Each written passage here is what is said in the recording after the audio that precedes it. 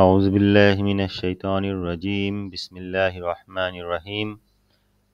আজকে আমরা আসবো হচ্ছে চ্যাপ্টার 2 তে। আজকে আমাদের থার্ড ক্লাস। আজকে আমরা আলোচনা করব tax administration and taxes appellate tribunal. তো আমরা আজকে যে ক্লাসটা করছি সেটা বেসিক্যালি যারা সিএতে একদম নতুন আসছেন, বিভিন্ন ডিপার্টমেন্ট থেকে আসে, তাদের জন্য এই ক্লাসটি। কিন্তু যারা সিএল পিএল হয়ে গেছে তারা অনেক ভালো জানেন, তো এই ক্লাসটা তাদের কাছে একটু অড মনে হতে পারে।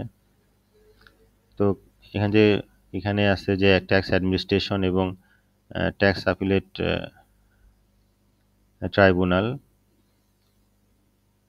এটা হচ্ছে পিএল এর যে বইটি রয়েছে সেখান থেকে হচ্ছে আজকে এটা হচ্ছে আমাদের সেকেন্ড চ্যাপ্টারের আজকের আলোচনা। তো আমরা একটু 2 মিনিট ব্রেক নেই। 2 মিনিট পরে আমরা আমাদের ক্লাসটি শুরু করতে যাচ্ছি।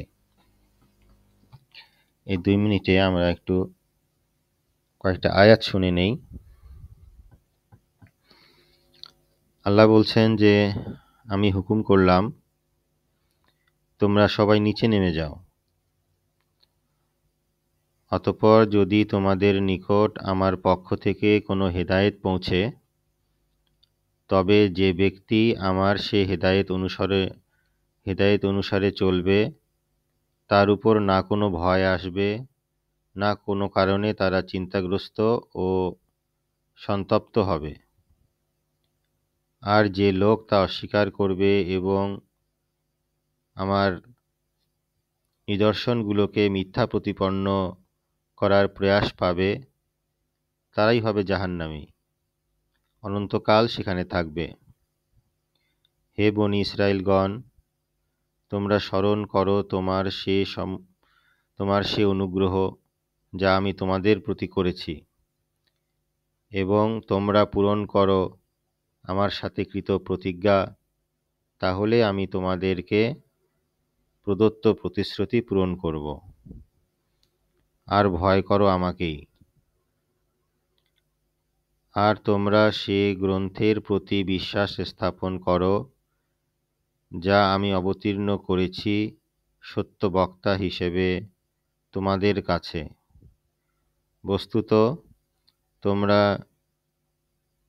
তার প্রাথমিক অস্বীকারী হয়ো না, আর আমার আয়াতের অল্প মূল্য দিও না, এবং আমার আযাব থেকে বাঁচো। তোমরা সত্যকে মিথ্যার সাথে মিশিয়ে দিও না, এবং জানা সত্ত্বেও সত্যকে তোমরা গোপন করো না। আর নামাজ কায়েম করো, যাকাত দান করো, এবং নামাজে অবনত হও তাদের সাথে যারা অবনত হয়। তোমরা কি মানুষের সৎকর্মের নির্দেশ দাও এবং নিজেরা নিজেদেরকে ভুলে যাও, অথচ তোমরা কিতাব পাঠ করো। তবুও কি তোমরা চিন্তা করো না? ধৈর্যের সাথে সাহায্য প্রার্থনা করো নামাজের মাধ্যমে। অবশ্য তা যথেষ্ট কঠিন, কিন্তু সে সমস্ত বিনয়ী লোকদেরই পক্ষেই তা সম্ভব। যারা কথা খেয়াল করে যে তাদেরকে সম্মুখীন হতে হবে স্বীয় পরওয়ারদিগারের, এবং তারই দিকে ফিরে যেতে হবে। হে বনী ইসরাইলগণ, তোমরা স্মরণ করো আমার অনুগ্রহের কথা যা আমি তোমাদের উপর করেছি, এবং স্মরণ করো সে বিষয়টি যে আমি তোমাদেরকে উচ্চ মর্যাদা দান করেছি সমগ্র বিশ্বের উপর। আর সেদিনের ভয় করো যখন কেউ কারো সামান্য উপকারে আসবে না, এবং তার পক্ষে কোনো সুপারিশও কবুল হবে না। কারো কাছ থেকে ক্ষতিপূরণও নেওয়া হবে না, এবং তারা কোনো রকম সাহায্যও পাবে না। আলহামদুলিল্লাহ, আজকে আমরা শুরু করছি যে সেকেন্ড ক্লাস। এখানে অনেকগুলো টপিকস রয়েছে, যে 7টা জিনিস আমরা এখানে জানবো। যেটা হচ্ছে অ্যাডমিনিস্ট্রেশন যে অথরিটি আছে সেই অথরিটি সম্পর্কে আমরা জানবো। এনবিআর এর ফাংশনগুলো কি সেগুলো আমরা জানবো হচ্ছে যে power and function of income tax authorities, tax appellate tribunal এবং এডিআর, এটা সম্পর্কে আমরা জানবো। তো এখানে আমাদের প্রথমে হচ্ছে যে অ্যাডমিনিস্ট্রেশন অ্যান্ড ট্রাইব্যুনাল, 2 নাম্বার 2.1 আছে ভেরিয়াস ইনকাম ট্যাক্স অথরিটিস।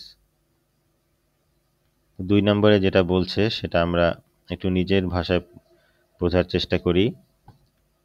সেটি হচ্ছে যে অ্যাডমিনিস্ট্রেশন অ্যান্ড ট্রাইব্যুনাল আয়কর কর্তৃপক্ষের যে শ্রেণী আছে মোট 15টি।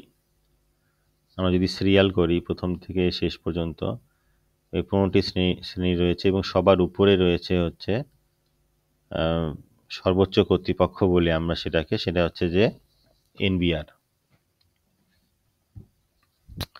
আর সবার নিচে রয়েছে হচ্ছে 15 নম্বরে সবার নিচে রয়েছে ইন্সপেক্টর অফ ট্যাক্সেস। এনবিআর কি দায়িত্ব পালন করে? দায়িত্ব পালন করে হচ্ছে কর নীতি, সিদ্ধান্ত, প্রশাসনিক নিয়ন্ত্রণ, এগুলো কাজ করে থাকে। আর ট্যাক্স ইন্সপেক্টর মাঠ পর্যায়ে কাজ করে, তথ্য সংগ্রহ, রিপোর্ট তৈরি, এগুলো কাজ করে থাকে।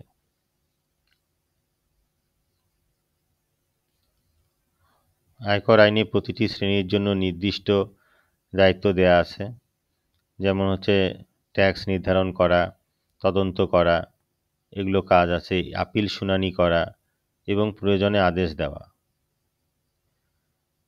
ডিসিটি যিনি আছেন, ডেপুটি কমিশনার অফ ট্যাক্সেস, কর নির্ধারণের দায়িত্বে থাকেন।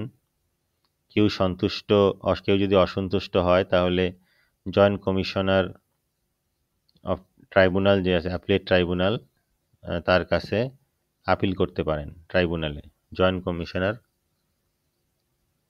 ট্রাইব্যুনাল আছে, ট্রাইব্যুনালে আপিল করতে পারেন। ট্যাক্সেস অ্যাপিলেট ট্রাইব্যুনাল, এটি হচ্ছে যে সরকার ট্যাক্স অ্যাপিলেট ট্রাইব্যুনাল গঠন করে, যার মাধ্যমে যেখানে থাকবে একজন প্রেসিডেন্ট থাকবে আর কিছু মেম্বার থাকবে। ট্যাক্স অ্যাপিলেট ট্রাইব্যুনালে কি জন্য করা হয় সেটা এই যে বললাম, যে ডিসিটির সাথে যদি কোনো মনোমালিন্য হয় কোনো বিষয়ে, যেমন সে ভুল ক্যালকুলেশন করেছে বলে আপনি মনে করছেন, বা আইনের ব্যাখ্যাটা আপনি যেভাবে জানেন সেভাবে হচ্ছে না আপনার মতো, আপনি মনে করছেন যে ডিসিটি যেটা বলছে সেটা অ্যাকচুয়ালি ঠিক না, অন্যরকম হতে পারতো। তো এই ধরনের ডিসিটির সিদ্ধান্ত যদি আপনি অসন্তুষ্ট হন এক কথায়, তাহলে আপনি ট্রাইব্যুনালে আপিল করতে পারেন। ট্রাইব্যুনালের যে কাজ করার যে নিয়মটি রয়েছে, ট্রাইব্যুনাল আপিল নিষ্পত্তির জন্য নিজস্ব পদ্ধতি অনুসরণ করে। উভয় পক্ষ, সেটা হচ্ছে এক পক্ষ হচ্ছে করদাতা আর এক পক্ষ হচ্ছে ট্যাক্স অফিস, তাদের উপস্থিতি সাপেক্ষে ট্রাইব্যুনাল নিজস্ব তার বক্তব্য, মতামত বা সিদ্ধান্ত পেশ করে এবং তার আগে দুই পক্ষের কথা বা বক্তব্য তিনি শোনেন, ট্রাইব্যুনাল শুনবে, তারপরে সিদ্ধান্ত দেবে। আরেকটি আমাদের চ্যাপ্টার আছে, সেটা হচ্ছে যে অল্টারনেটিভ ডিসপিউট রেজুলেশন। এটি হলো যে কোর্টের বাইরে আলোচনার মাধ্যমে বিরোধ নিষ্পত্তি করা। এটি ট্রাইব্যুনালের বিকল্প একটি পদ্ধতি। এতে সময় বা খরচ দুটিই কমে যায় এবং সমাধানটা দ্রুত হয়। বিকল্প বলতে বোঝাচ্ছে যখন মনে করেন যে ডিসিটির সাথে একটা মনোমালিন্য হলো, আপনি অসন্তুষ্ট হলেন, অসন্তুষ্ট হলে এখন আপনি কোথায় যাবেন? ট্রাইব্যুনালে যাবেন। আচ্ছা, আরেকটা হচ্ছে যে কোর্টে কোর্টে যেতে পারেন। এরপর যে কোথায় যেতে পারেন? এরপর আপনি কোর্টে যেতে পারেন। তো ট্রাইব্যুনালে বা কোর্টে যদি আপনার মামলাটা থাকে তাহলে সেটা একটা দীর্ঘ প্রসেস, অনেক মামলা জমে থাকে, আজকে ডেট দিল আবার 3 মাস পর ডেট দিল শুনানির জন্য। তো এতে একটা ব্যাপার হচ্ছে যে অনেক সময় একটা বড় ক্ষেপণ হয়, প্লাস একটা বড় খরচ হয়, যাওয়া আসা প্লাস উকিলের খরচ, সব মিলে একটা খরচ হয়ে যায়। তো সরকারেরও রাজস্ব আহরণটা অনেক দেরি হয়ে যায়। তো এই কারণে একটা ব্যবস্থা আছে, সেটা হচ্ছে অল্টারনেটিভ, বিকল্প একটা ব্যবস্থা আছে, যে এইটা যদি সমঝোতার মাধ্যমে করা হয়, সেই প্রসেসটাই হচ্ছে অল্টারনেটিভ ডিসপিউট রেজুলেশন।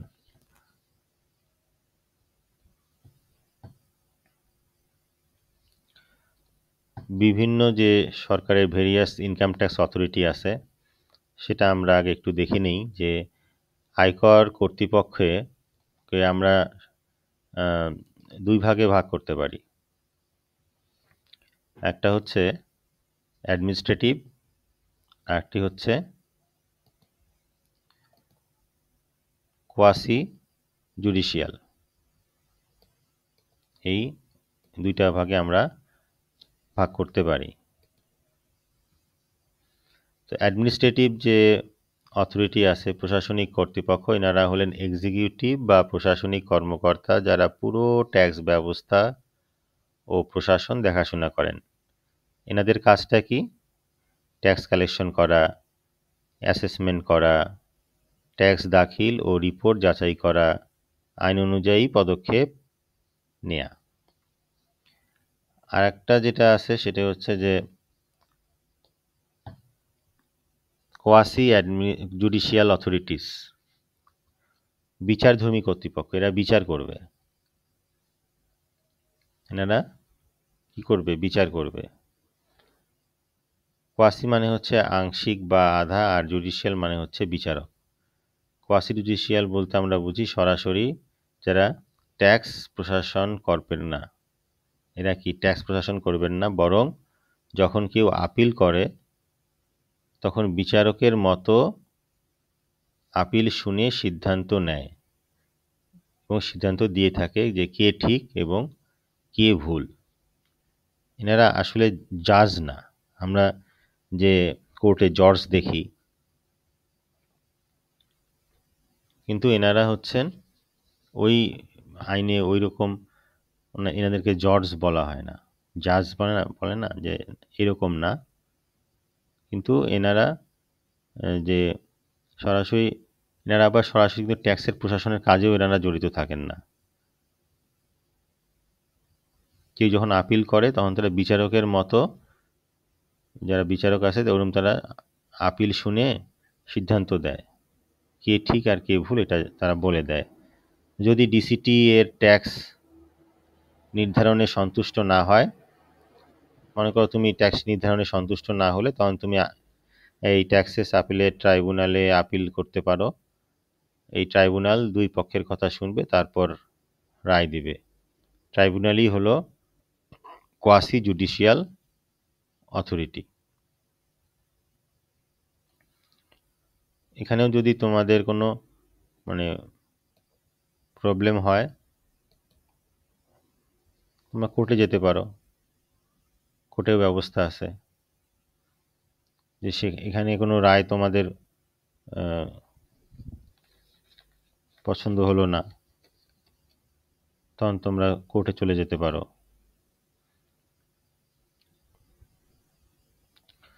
তো এখানে ইনকাম ট্যাক্সের যে অথরিটি আছে সেটা হচ্ছে টপ, এটা হচ্ছে অ্যাডমিনিস্ট্রেটিভ, একটা হচ্ছে কোয়াসি জুডিশিয়াল।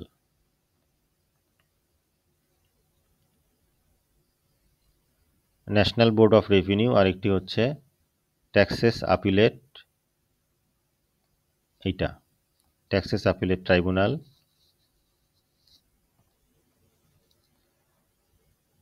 এইখানে এই জিনিসটা আমরা যদি মনে রাখার চেষ্টা করি তাহলে দেখব যে এই যে মিডিলে যেটা আছে এটা হচ্ছে যে প্রথমে এখান থেকে শুরু করে এই ন্যাশনাল বোর্ড অফ রেভিনিউ থেকে শুরু করে ইন্সপেক্টর অফ ট্যাক্স পর্যন্ত এখানে 15 জন আছে, 15টা ডেজিগনেশন আছে, 15টা ধাপ আছে এখানে। তো এখানে প্রথমে হচ্ছে এই ন্যাশনাল বোর্ড অফ রেভিনিউ, আর মিডিলে যারা আছেন তাদের মধ্যে প্রথমে হচ্ছে চিফ। তো এটা আমরা মনে রাখবো কিভাবে, প্রথমে আমরা এই ডিরেক্টর পর্যন্ত মনে রাখি, এটা আমরা পরে মনে রাখি, পরের অপশনটা। তো এখানে যদি আমরা দেখি chief, director, commissioner, director, director, CD, CDD. প্রথমে আমরা হেডটা মনে রাখি, পরে আমরা অটোমেটিক টেইলটা মনে আসবে আমাদের। যে প্রথমে কে চিফ থাকে না সবার উপরে, চিফ, চিফ কমান্ডার, চিফ থাকে, চিফ কমিশনার,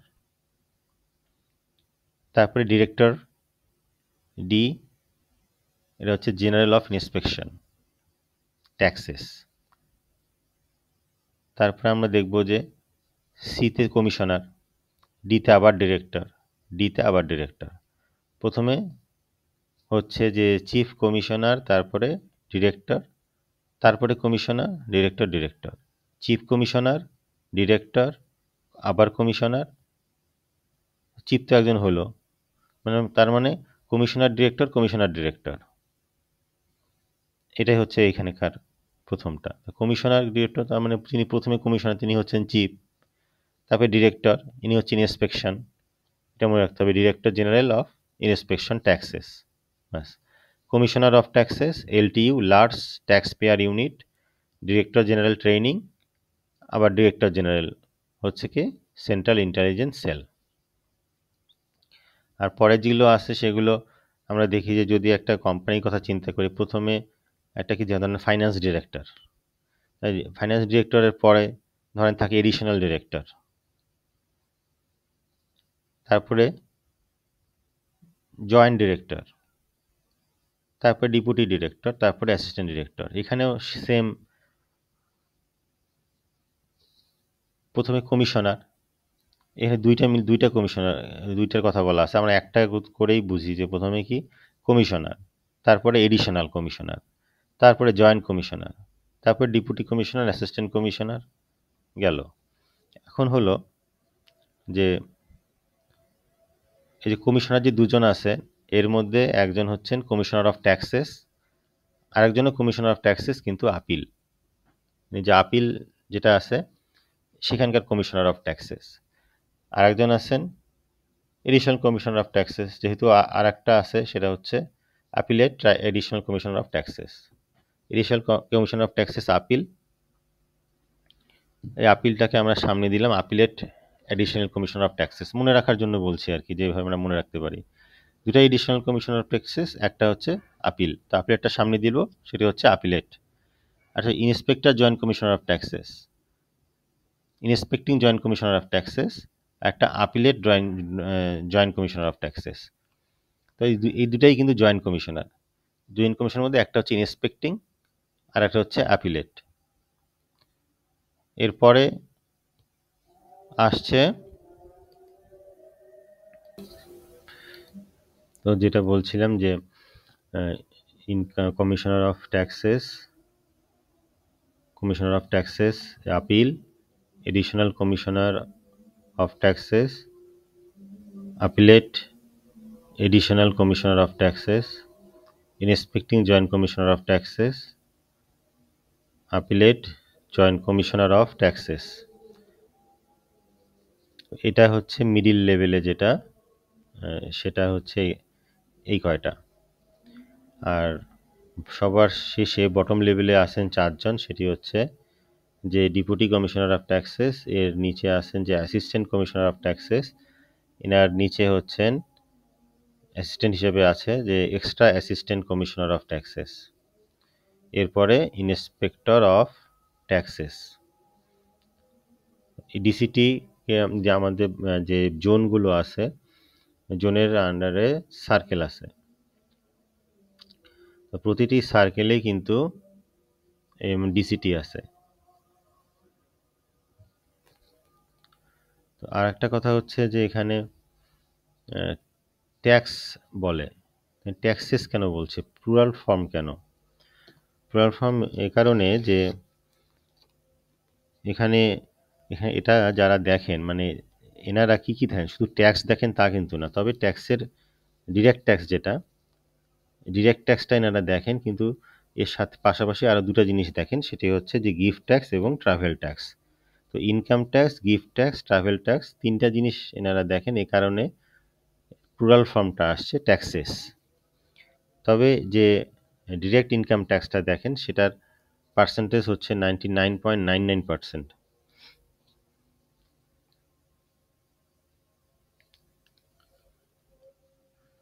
এরপরে রয়েছে যে এখানে কোয়াসি জুডিশিয়াল, এটা আমরা এখানে আলোচনা করে ফেলেছি।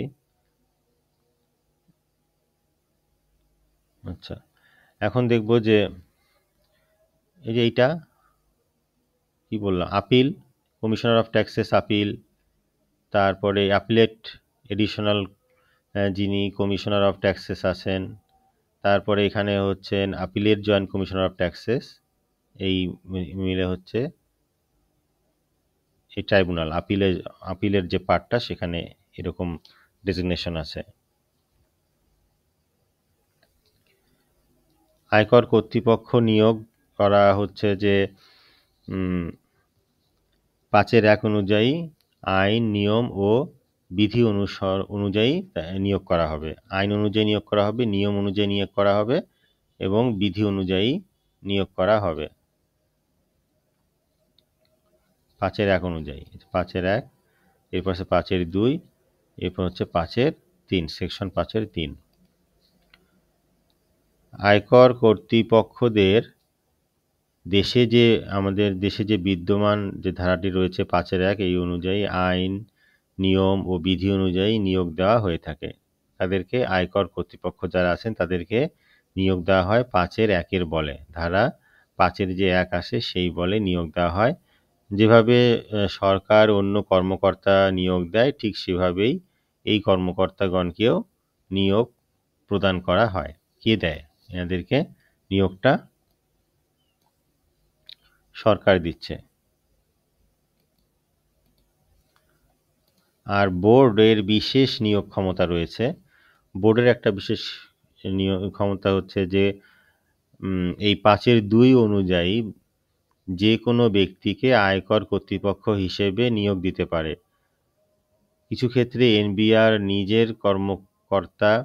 নিজেই কর্মকর্তা বা বিশেষজ্ঞ নিয়োগ দিতে পারে, যেমন কোনো নির্দিষ্ট কাজ বা প্রকল্পের জন্য এনবিআর নিজেই নিয়োগ দেবে, কর্মকর্তা বা বিশেষজ্ঞ নিয়োগ দিতে পারবে। কোনো যদি বিশেষ কোনো কাজ হয়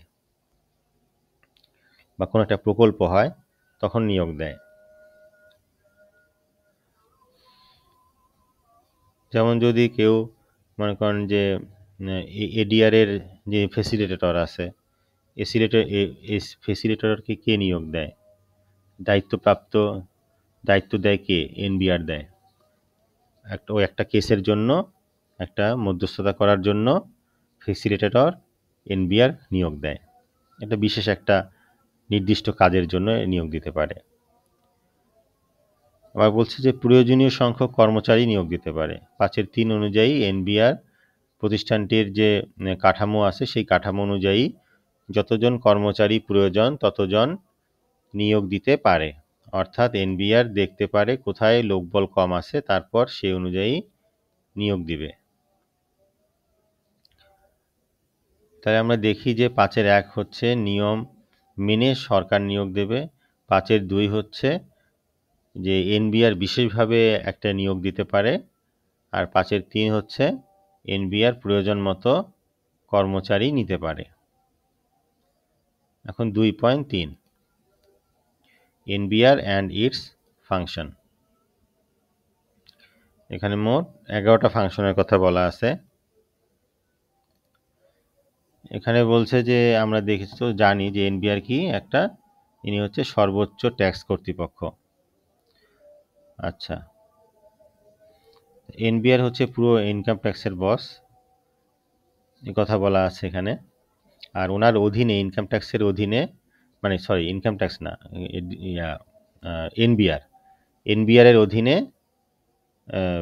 অন্যান্য যারা অফিসার আছেন ওনারা কাজ করবেন। কমিশনার আছেন, ডিসিটি আছেন থেকে শুরু করে ইন্সপেক্টর পর্যন্ত সবাই এনবিআরকে মান্য করবে এবং এনবিআর এর আদেশ নিষেধ মেনে চলবে এবং এনবিআর এর অধীনস্থ হয়ে অধীনে কাজ করবে। তো এই এনবিআরটা হচ্ছে একটা statutory body. National board of revenue order 1972 অনুযায়ী এনবিআরকে গঠন করা হয়েছিল। এটা একটা আইনগতভাবে বৈধ এবং একটি সরকারের অংশ, এবং সরকারের একটি অংশ হচ্ছে এনবিআর। সদস্যদের সরকার নিয়োগ দেয়, সেটা বললাম যে এনবিআর এর চেয়ারম্যান এবং সদস্য যারা আছে এদেরকে সরকার নিয়োগ দেয়। বর্তমান চেয়ারম্যানকে হচ্ছে অর্থ মন্ত্রণালয় সরকারিভাবে নিয়োগ দেয়। অর্থ মন্ত্রণালয় যে আছে সে সরকারিভাবেই নিয়োগ দিয়ে থাকে চেয়ারম্যানকে। এই চেয়ারম্যান পুরো ট্যাক্স প্রশাসন তদারকি করেন।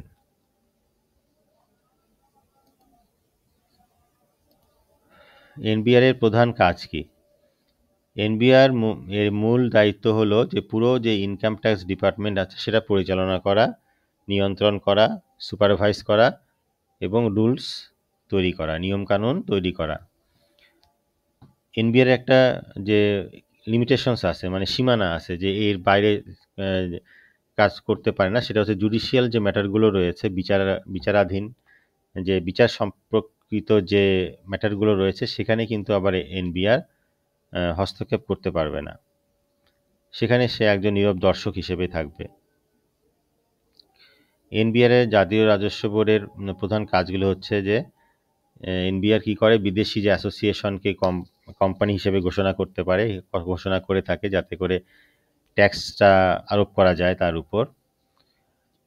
এক কর কর্তৃপক্ষের ক্ষমতা অন্য কর কর্তৃপক্ষকে দিতে পারে, যেটাকে বলে পাওয়ার ডেলিগেশন।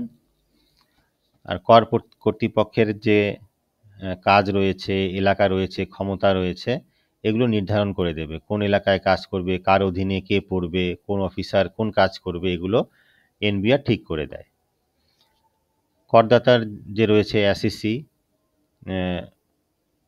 করদাতা, আমরা যারা অ্যাসিসি আছি, আমাদের যে মূল্যায়নের স্থানটা কোথায় হবে, কোন সার্কেলে আমাদের ফাইলটা পড়বে, বা কোন সার্কেলে কোন জোনে আমাদের ফাইলটা দেখবে, অর্থাৎ কোন ডিসিটি, কোন জোনের কোন সার্কেলের ডিসিটি আমাদের ফাইলটা দেখাশোনা করবে, সেইটা নির্ধারণ করে দেয় হচ্ছে এনবিআর। এবার প্র্যাকটিক্যালি রিটার্ন সাবমিট করতে গেলে, আজকে তো হচ্ছে যে 1 নভেম্বর, তো 30 নভেম্বর কিন্তু লাস্ট ডেট রিটার্ন সাবমিট করা। এটা এক্সটেনশন করার আর কোনো উপায় নেই। আগে ছিল অ্যাপ্লিকেশন করে বাড়া যেত, এখন কিন্তু 30 নভেম্বর লাস্ট ডেট, অ্যাপ্লিকেশন করার কোনো সুযোগ নেই।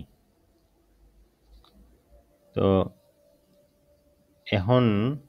এবার অনলাইনে অ্যাপ্লিকেশন করা বাধ্যতামূলক করা হয়েছে। তো অনলাইনে অ্যাপ্লিকেশন করতে গিয়ে অনেকের ট্যাক্স জোন, ট্যাপের সার্কেল চেঞ্জ হয়ে গেছে। আগে ছিল একটা, এবার অন্য একটা ট্যাক্স জোনে পড়ে গেছে, কেউ অন্য সার্কেলে পড়ে গেছে।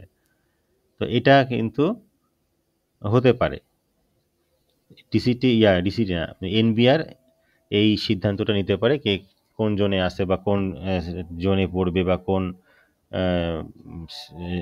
সার্কেলে পড়বে, এটা এনবিআর বলে দিবে।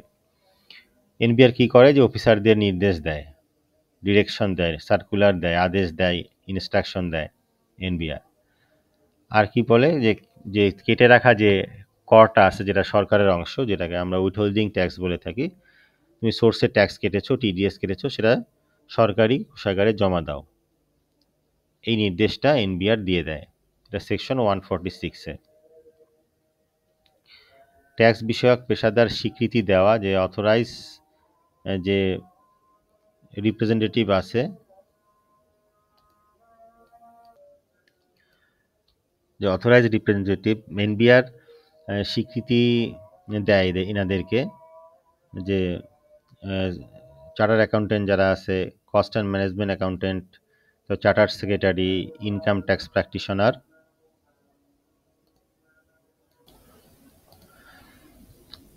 যারা চার্টার্ড অ্যাকাউন্টেন্ট আছেন, কস্ট অ্যান্ড ম্যানেজমেন্ট অ্যাকাউন্টেন্ট আছেন, চার্টার্ড সেক্রেটারি আছেন,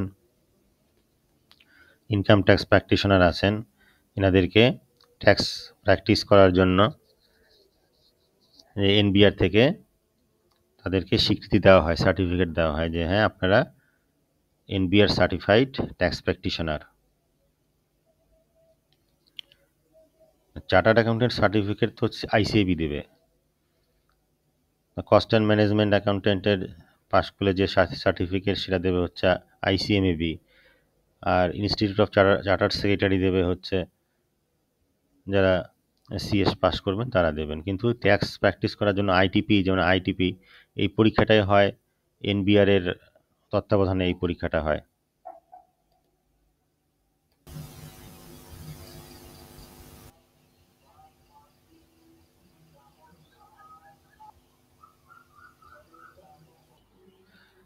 এখানে বলছে রহিম, এনারা কি, এনাদের যে ট্যাক্স প্র্যাকটিসিং যে সার্টিফিকেটটা আছে এটা এনবিআর দিয়ে থাকে। যেমন আইটিপি, এনাদের সার্টিফিকেটটা পরীক্ষা সরাসরি এনবিআর এর আওতায় তত্ত্বাবধানে হয়, এবং সার্টিফিকেটটা আইটিপিদেরকে, ইনকাম ট্যাক্স প্র্যাকটিশনার, এনাদেরকে এনবিআর দিয়ে থাকে। এদেরকে বলে NBR certified income tax practitioner. আর যারা সিএ আছেন, সিএমএ আছেন, সিএস আছেন, এনাদের যে প্রফেশনাল যে সার্টিফিকেটটা সেটা তাদের নিজ নিজ প্রতিষ্ঠান দিয়ে থাকে, এবং তারা যদি ট্যাক্স প্র্যাকটিস করতে চায়, কিন্তু তারা ট্যাক্স প্র্যাকটিস করতে পারে, কিন্তু শুধু এনবিআর এর যদি তাদের সার্টিফিকেটটা নিতে চায়, তখন এনবিআর আবেদন করলে ওনাদেরকে আর কোনো পরীক্ষা টরীক্ষা দিতে হয় না, আবেদন করলেই ওনাদেরকে এনবিআর একটা ট্যাক্স প্র্যাকটিস করার জন্য একটা সার্টিফিকেট দিয়ে দেয়। একটা হচ্ছে যে পেশাগত অনিয়মের জন্য শাস্তি দিয়ে থাকে। যদি কোনো প্রতিনিধি ভুল করে বা কোনো প্রতারণা করে, তাই এনবিআর এর জন্য শাস্তিমূলক ব্যবস্থা গ্রহণ করে। আচ্ছা, একটু 1 মিনিট আমরা একটু বিরতি নেই। সেটি বলছে যে আবু হুরায়রা রাদিয়াল্লাহু তাআলা আনহু বলেন যে রাসূলুল্লাহ সাল্লাল্লাহু আলাইহি ওয়াসাল্লাম ইরশাদ করেছেন, আমার ইচ্ছে হয় যে কতিপয় যুবককে বলি যে তাহারা অনেকগুলো লাকড়ি জোগাড় করে আনুক, অতঃপর আমি ওই সকল লোকদের নিকট যাই যাহারা বিনা ওজরে, অর্থাৎ বিনা কারণে ঘরে নামাজ পড়ে নেয়, এবং তাহাদের ঘরগুলোকে জ্বালাইয়া দেই। অর্থাৎ নবীজি মসজিদে জামাতের সহিত নামাজ পড়ার কথা বলেছেন এখানে। কারণ ছাড়া ঘরে নামাজ পড়া যাবে না ছেলেদের জন্য, যারা ছেলে আছে, পুরুষ মানুষ, তাদের জন্য। মহিলাদের তো নামাজের ব্যবস্থা সব মসজিদে থাকে না, ছেলে মেয়েদের ঘরে নামাজ পড়াটাই উত্তম। অর্থাৎ 5 ওয়াক্ত নামাজ ছেলেদেরকে মসজিদে গিয়ে পড়তে হবে। আচ্ছা, এখন আমরা একটু পড়ায় চলে আসি। এখন বলছে ট্যাক্স হলিডে বা ছাড় অনুমোদন বা বাতিল করতে পারে এনবিআর। যে নির্দিষ্ট কিছু শিল্প থাকে বা কোনো প্রকল্পকে এনারা কি করতে পারে, ট্যাক্স হলিডে দিতে পারে, অথবা আবার এই ট্যাক্স হলিডে দেওয়া হয়েছিল বা সেটা আবার বাতিলও করতে পারে। পেনশন, গ্র্যাজুইটি, সুপারনিউশন ফান্ডের অনুমোদন দিয়ে থাকে। আমরা যখন অঙ্ক করব তখন দেখব যে অ্যাপ্রুভড প্রভিডেন্ট ফান্ড আমরা পাই, approved superannuation fund, approved gratuity fund, approved pension fund. তো এই অ্যাপ্রুভ মানে হচ্ছে এনবিআর এটাকে অ্যাপ্রুভাল দেয়, অর্থাৎ এনবিআর এটাকে অনুমোদন দেয়, এই কারণে এটাকে অ্যাপ্রুভড বলা হয়। এর সুবিধা অসুবিধা যেগুলো আছে সেগুলো আমরা যখন অঙ্ক করব তখন ডিটেলস আমরা জানতে পারবো যে কীভাবে ফাংশনগুলো কাজ করে। যেমন অ্যাপ্রুভ যে আছে provident fund, recognise provident fund বলে এটাকে। রিকগনাইজ প্রভিডেন্ট ফান্ডে কর্মকর্তা এবং কর্মচারী দুজনই কি করবে, কন্ট্রিবিউট করে, এবং এটার যে টাকাটা সেটা কিন্তু ইনভেস্টমেন্ট অ্যালাউন্স হিসেবে ট্রিটমেন্টটা করা হয়। এতে কর রেয়াত পাওয়া যায় কিছুটা। আর একটা হচ্ছে যে ক্যালকুলেশনটা হচ্ছে এরকম যে মোট যে আয় আছে, আয়েরও আবার ক্লাসিফিকেশন আছে। যদি সঞ্চয়পত্রে যে ইন্টারেস্টটা থাকে, ওই ইন্টারেস্টটা যেটা পায় সেটা কিন্তু যারা পায় তারা ইন্টারেস্টের উপর যে করটা দেওয়া হয়, টিডিএসটা দেওয়া হয়, সেটা হচ্ছে কি ছিল ফাইনাল কর সেটেলমেন্ট, ফাইনাল কর দায় হিসেবে ওটাকে ট্রিটমেন্ট করা হয়। তো কিছু কিছু আয় আছে যেগুলো মানে আয় গণনা কিভাবে হবে সেটা আমরা দেখব, কিন্তু আয়ের উপর 3%, ইনভেস্টমেন্টের উপরে 15% এবং 10 লাখ টাকা, হুইচ এভার ইজ লোয়ার, এই পরিমাণ টাকাটা যে ট্যাক্স পেয়েবল হবে, ওই ট্যাক্স পেয়েবল থেকে এটা রিবেট পাওয়া যাবে, ছাড় পাওয়া যাবে। আচ্ছা, এরপরে আসছে যে কর ফাঁকি করা, কর ফাঁকি। আচ্ছা, ইন্টারেস্টের কথা আসলে, ইন্টারেস্টের কথা বলতে বলি যে ইন্টারেস্টটা হচ্ছে একটা মানে পুঁজিবাদী সমাজ ব্যবস্থার একটা হাতিয়ার। অর্থনৈতিক অস্থিতিশীলতা কিন্তু স্থিতিশীল হয় না এই ইন্টারেস্ট দিয়ে। ইন্টারেস্টের এটা হচ্ছে একটা সুদ, যেটাকে আমরা হারাম, এটা আল্লাহ নিষেধ করেছেন। এটা অর্থনীতির জন্য অনেক বড় একটা হুমকি, এবং এটার জন্য শাস্তি হচ্ছে যে সুদের মোট 80টা গুনাহ আছে। এর মধ্যে সবচেয়ে বড় গুনাহ হচ্ছে আল্লাহ এবং রাসূলের সাথে যুদ্ধ ঘোষণা করা, নাউজুবিল্লাহ। সে যতবার সুদ খেলো বা দিল, বা যারা সুদের সাক্ষী থাকলো, তারা ততবার এই পাপগুলো করলো, 80টা গুনাহ করলো। স্তর আছে 80টা গুনাহ। আর সবচেয়ে ছোট গুনাহ হচ্ছে তার নিজের মায়ের সাথে জেনা করা, নাউজুবিল্লাহ, আস্তাগফিরুল্লাহ। তো এই যে গুনাহগুলো, এটা অনেক বড় গুনাহ। তো এই গুনাহ থেকে আমরা সবসময় যেন বেঁচে থাকার চেষ্টা করি।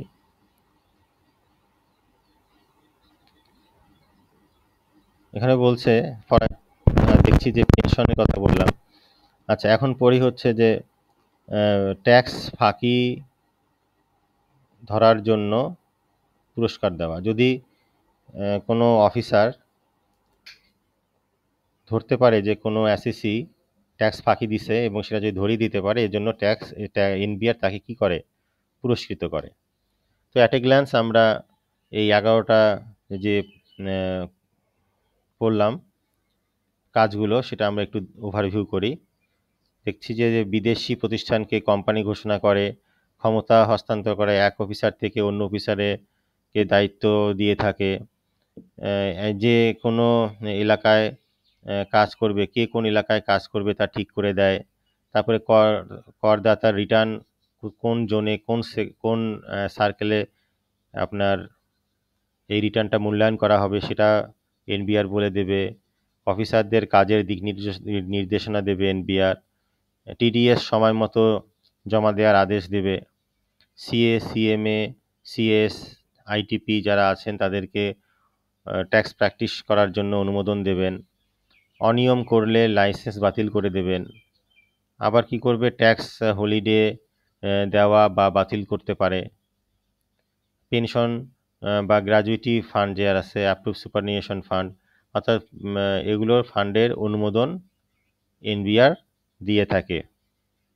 ট্যাক্স ফাঁকি ধরলে পুরস্কার দিয়ে থাকে, ইনসেন্টিভ দিয়ে থাকে এনবিআর। আয়কর কর্তৃপক্ষের অধীনতা ও নিয়ন্ত্রণ। আয়কর কর্তৃপক্ষরা একে অপরের অধীন এবং তাদের নিয়ন্ত্রণ করবে হচ্ছে এনবিআর, অর্থাৎ মানে যে স্ল্যাব আছে কে কার অধীনে থাকবে সেটা তো আমরা দেখেছি। আর একটা হচ্ছে যে কন্ট্রোলটা করবে হচ্ছে এনবিআর। এনবিআর হচ্ছে ট্যাক্স প্রশাসনের হেড। তো এই এনবিআর একটি আদেশ জারি করে আয়কর কর্তৃপক্ষদের মধ্যে যে অধীনতা ও নিয়ন্ত্রণ সংক্রান্ত নিয়ম করতে পারে। এনবিআর যদি চায় তাহলে নির্ধারণ করতে পারে যে কে কার অধীনে কাজ করবে। তো আয়কর কর্তৃপক্ষের যদি ক্ষমতা দেখি, সেখানে আমরা দেখব যে কে কতটুকু ক্ষমতা রাখে, তারপরে কে কি কাজ করে, কোথায় কাজ করবে, কে কোন এলাকার জন্য দায়িত্বে থাকবে, দায়িত্বপ্রাপ্ত হবে, কোন এলাকার দায়িত্বে থাকবে, বা আর কোনো অফিসার কাদের উপর কর্তৃত্ব করবে, এগুলো সব কিছু এনবিআর ঠিক করে দেয়। তা কার মনিটরিং বস কে হবে, এগুলো কি করে এনবিআর এটা ঠিকঠাক করে দেয়।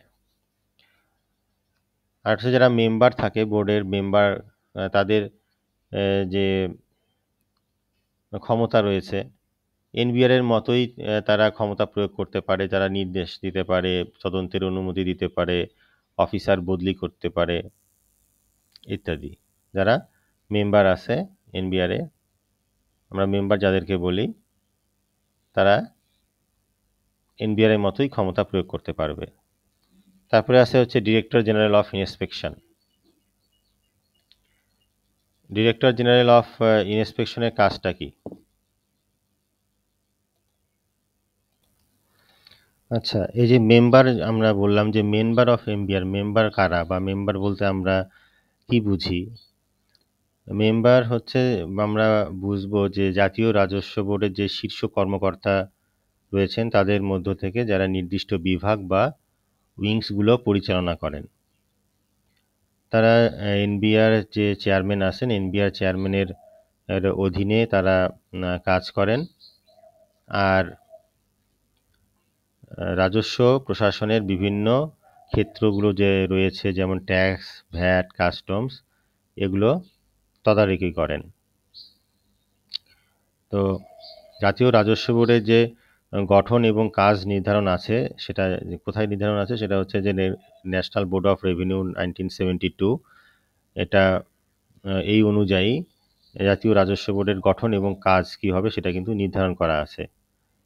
তো এই অর্ডার অনুযায়ী যে কোনো একজন চেয়ারম্যান থাকবে এবং মেম্বাররা থাকবে যারা বোর্ডের বিভিন্ন বিভাগ পরিচালনা করবেন। তো এনবিআর এর যে সদস্য বলতে কারা আছে বর্তমানে, যে ধরেন যে বর্তমানে 2025 সালে অনুযায়ী যে 8 জন সদস্য তারা আছেন যারা বিভিন্ন উইংসের দায়িত্ব পালন করেন। যে মেম্বার হচ্ছে ইনকাম ট্যাক্স পলিসির একজন মেম্বার আছেন, তিনি আয়কর নীতিমালা ও আইন সংক্রান্ত বিষয় তদারকি করবেন। তারপরে member of income tax administration আছেন, তিনি আয়কর প্রশাসন পরিচালনা করবেন। তারপরে মেম্বার আছে হচ্ছে ভ্যাট পলিসি, তিনি মূল যে সংযোজন কর, মূল্য সংযোজন কর রয়েছে ভ্যাট, সেটার নীতিমালাগুলো তিনি দেখবেন। আর ভ্যাট ইমপ্লিমেন্টেশনের একজন মেম্বার আছে, তিনি ভ্যাট বাস্তবায়ন ও মাঠ পর্যায়ে কার্যক্রম দেখবেন।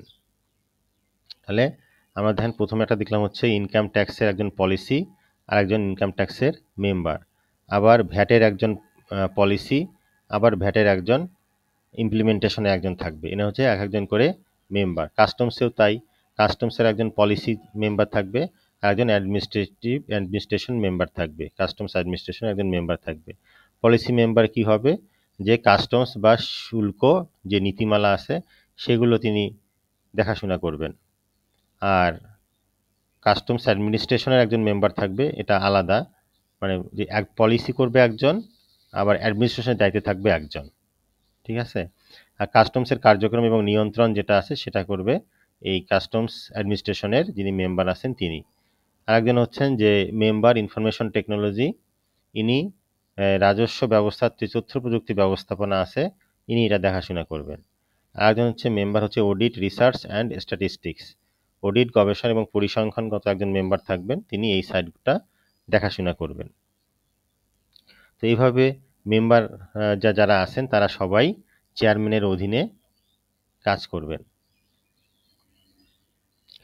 তো আমরা যদি একটু বোঝার চেষ্টা করি যে এটা এই চেয়ারম্যান এবং এই মেম্বারদের ফাংশনটা, যদি আমরা একটা যে অসাধারণ যে আমরা অফিস আদালতে জব করি, তো সেটা যদি আমরা বোঝার সাথে বলি, এনবিআর যদি একটা মনে করেন প্রতিষ্ঠান হয়, মানে অফিস হয় ধরেন বা প্রতিষ্ঠান হয়, এটা বোঝার জন্য বলছি যে তাহলে এনবিআরকে আমরা, চেয়ারম্যানকে আমরা বলতে পারি যে উনি হচ্ছেন ম্যানেজিং ডিরেক্টর এবং মেম্বাররা হচ্ছেন ডিরেক্টর। এইরকম করে আমরা যদি বুঝি তাহলে জিনিসটা সহজ হয়ে যায়। একজন ইনকাম ট্যাক্সের দায়িত্বে থাকেন, একজন ভ্যাটের দায়িত্বে থাকেন, আর একজন কাস্টমসের দায়িত্বে থাকেন।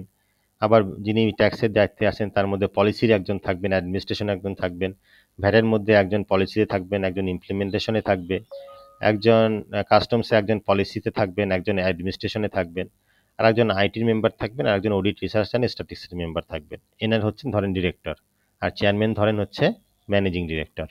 ঠিক আছে? আচ্ছা, এখন যে ডিরেক্টর জেনারেল অফ ইন্সপেকশন আছে, তার কাজটা কি? যে এই অফিসে মূলত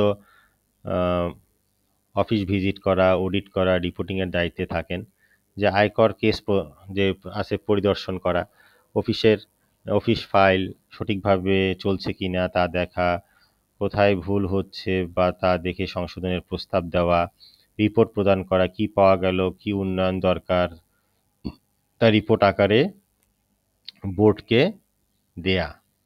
অন্যান্য দায়িত্ব হচ্ছে বোর্ড যে সকল কাজ দেয় তা সম্পন্ন করা।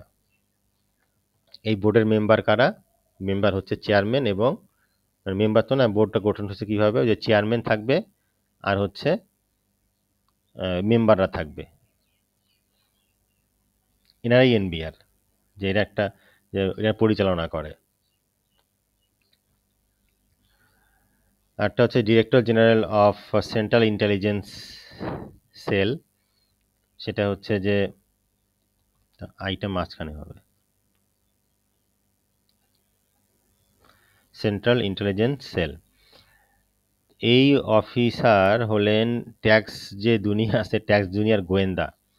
ইনি ট্যাক্স দুনিয়ার একজন গোয়েন্দা। অনেক সময় বাড়ি যারা করে তারা দেখবেন যে বাড়ির সামনে হ্যাং করে রাখে যে এই বাড়িটি অমুক ব্যাংকের কাছে দায়বদ্ধ।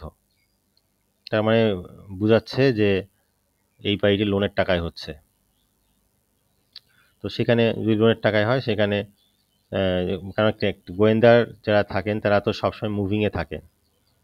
গোয়েন্দা যে টিমটা আছে, কে কর ফাঁকি দিচ্ছে, কে তথ্য গোপন করছে, যে তথ্য দিল তার সাথে আপনার বাস্তবে মিল আছে কিনা। দেখা যাচ্ছে তার কোনো বাড়ি নেই, দেখাচ্ছে তার রিটার্নে, কিন্তু ফিজিক্যালি দেখা যাচ্ছে একটা বিশাল বাড়ি রয়েছে। হ্যাঁ, এইরকম এই গোয়েন্দাদের কাজ হচ্ছে, এই ডিপার্টমেন্টের কাজ হচ্ছে যে গোয়েন্দাগিরি করা, এক কথায় বলে। তো তথ্য সংগ্রহ করে, তথ্য সংগ্রহ করা যে ট্যাক্স পেয়ারের আয় কত, সম্পদ কত, লেনদেন সম্পর্কিত তথ্য সংগ্রহ করবে। তারপরে সংগৃহীত তথ্য রিটার্নে দেওয়া তথ্যের সঙ্গে মিলিয়ে দেখবে যে ঠিক আছে কিনা, মিথ্যা তথ্য দিচ্ছে কিনা। ট্যাক্স ফাঁকি ধরা, আর আয় গোপন করা, ট্যাক্স ফাঁকির ঘটনা শনাক্ত করা। এসব করতে পারলে তার তো ইনসেন্টিভ আছে, তাকে ওয়েলকাম দেওয়া হবে যে অফিসার এই ট্যাক্স ফাঁকি ধরাই দিতে পারবে। তদন্ত বা প্রমাণ সংগ্রহ করা, ফাঁকির প্রমাণ সংগ্রহ করে রিপোর্ট তৈরি করা, প্রয়োজনে মামলা প্রস্তাব করা, অন্যান্য আইন অনুযায়ী কাজ, অন্য কোনো আইনে অনুমোদিত কাজ করা। যেমন যারা যদি যখন দেখেন যে মুদ্রা পাচার হচ্ছে, এই যে মুদ্রা পাচার হচ্ছে কিনা এই তথ্যগুলো গোয়েন্দা যিনি আছেন, গোয়েন্দা সংস্থা, তার কাছে থাকবেন, যে director general of central intelligence sell.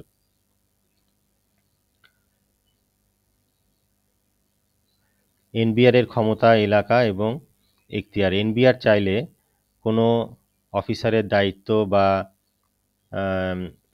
এলাকার পরিবর্তন করতে পারে। মানে অফিসার যে এলাকায় কাজ করছিল তাকে কি অন্য এলাকায় পাঠানো বা অন্য অফিসারকে দায়িত্ব দেওয়া, এগুলো এগুলো যে ডিরেক্টর জেনারেল অফ ইন্সপেকশন, তারপরে এই যে ডিরেক্টর জেনারেল সিআইসি, এটা হচ্ছে যে এই যে এনবিআরটা আমরা দেখলাম না, এই যে এনবিআর, এখানে মেম্বার এবং চেয়ারম্যান থাকে। এনবিআর তো একটা ধরেন আইনের দ্বারা গঠিত একটা সংস্থা, মানে সরকারি, এটাই সরকারের একটা অংশ। তো এনবিআর কি একা একা কাজ করে, একা একা চলাফেরা করতে পারে? পরিচালনা বোর্ড লাগবে না। যেমন একটা কোম্পানিতে বোর্ড বসে না, বোর্ড আসে না, ডিরেক্টর থাকে, ম্যানেজিং ডিরেক্টর থাকে। এনারা কারা? ডিরেক্টর, ম্যানেজিং ডিরেক্টর কারা হয়? ওটা তো সিস্টেম আছে, ওখানে ওনাদের মধ্য থেকে একজন ম্যানেজিং ডিরেক্টর হবে, তারপরে অন্যান্যরা যারা আছেন তারা ডিরেক্টর হবে। তো এই বোর্ডের আন্ডারেই কিন্তু ইনি হচ্ছে টপ, ইনার বোর্ডের আন্ডারেই কিন্তু এনারা আছেন। এইখান থেকে শুরু করে এই ইন্সপেক্টর অফ ট্যাক্সেশন এইখানেই আসেন হচ্ছে এখানে বসেন হচ্ছেন, এটাই হচ্ছে চেয়ারম্যান এবং মেম্বাররা। এনারাই এনাদেরকে এই যে চিফ কমিশনার অফ ট্যাক্সেস এখান থেকে শুরু করে ইন্সপেক্টর অফ ট্যাক্সেসদেরকে পরিচালনা করেন। ঠিক আছে, এর মধ্যে এই ভাগ আছে, অনেকগুলো ভাগ আছে এখানে, এটা দেখানো হলো, এটা বলেছি তো। আচ্ছা, আরেকটা হচ্ছে যে এই যে director general of central intelligence cell, এটা বললাম। এনবিআর এর ক্ষমতা আমরা বললাম যে কোথায় কাকে দায়িত্ব দেবে সেটা বলে। তা ট্রান্সফার করলে এর প্রভাব কী হয়, ট্রান্সফার করে যখন কাউকে যখন ডিসিটি কোনো প্রধান কোনো একজন ডিসিটিকে বদলি করা হলো, এক জায়গা থেকে অন্য জায়গায় গেলেন, সেখানে সেই জায়গায় ডিসিটি এসে আগের যে কাজের ধারাবাহিকতা সেটা বজায় রাখবেন। অর্থাৎ যেখানে যাবেন, ধরেন ঢাকায় একজন ডিসিটি আছে মোহাম্মদ আব্দুর রহমান, তাকে রাজশাহীতে ট্রান্সফার করা হলো, বদলি করা হলো একটা ট্যাক্স জোনে। তো সেখানে গিয়ে তিনি সেখানকার সেই পর্যায়ের যে ডিসিটি লেভেলের যে কাজগুলো আছে সেগুলো তিনি করবেন এবং অ্যাসেসমেন্ট, তদন্ত, নোটিশ এগুলো দিয়ে থাকবেন। তারপরে অ্যাসেসমেন্টের স্থান নির্ধারণ, এনবিআর সিদ্ধান্ত নিতে পারে যে কোন ট্যাক্স পেয়ার কোন অফিসের ট্যাক্স অ্যাসেসমেন্টে জমা দিবে। যেটা বললাম যে ট্যাক্স পেয়ার মানে যারা অ্যাসেসি আছে তারা কোন জোনে কোন সার্কেলে পড়বে, এটা এনবিআর কোন সার্কেলে তাদের অ্যাসেসমেন্টটা হবে সেটা এনবিআর বলে দেবে, সিদ্ধান্ত দেবে। একজন ব্যবসায়ীর হেড অফিস ঢাকায় কিন্তু কারখানা হচ্ছে কোথায়, ফ্যাক্টরি রাজশাহীতে আছে, আবার হেড অফিস ঢাকায়। তো এখানে এনবিআর চাইলে ঠিক করে দিতে পারে তার অ্যাসেসমেন্টটা রাজশাহীতে হবে না ঢাকাতে হবে।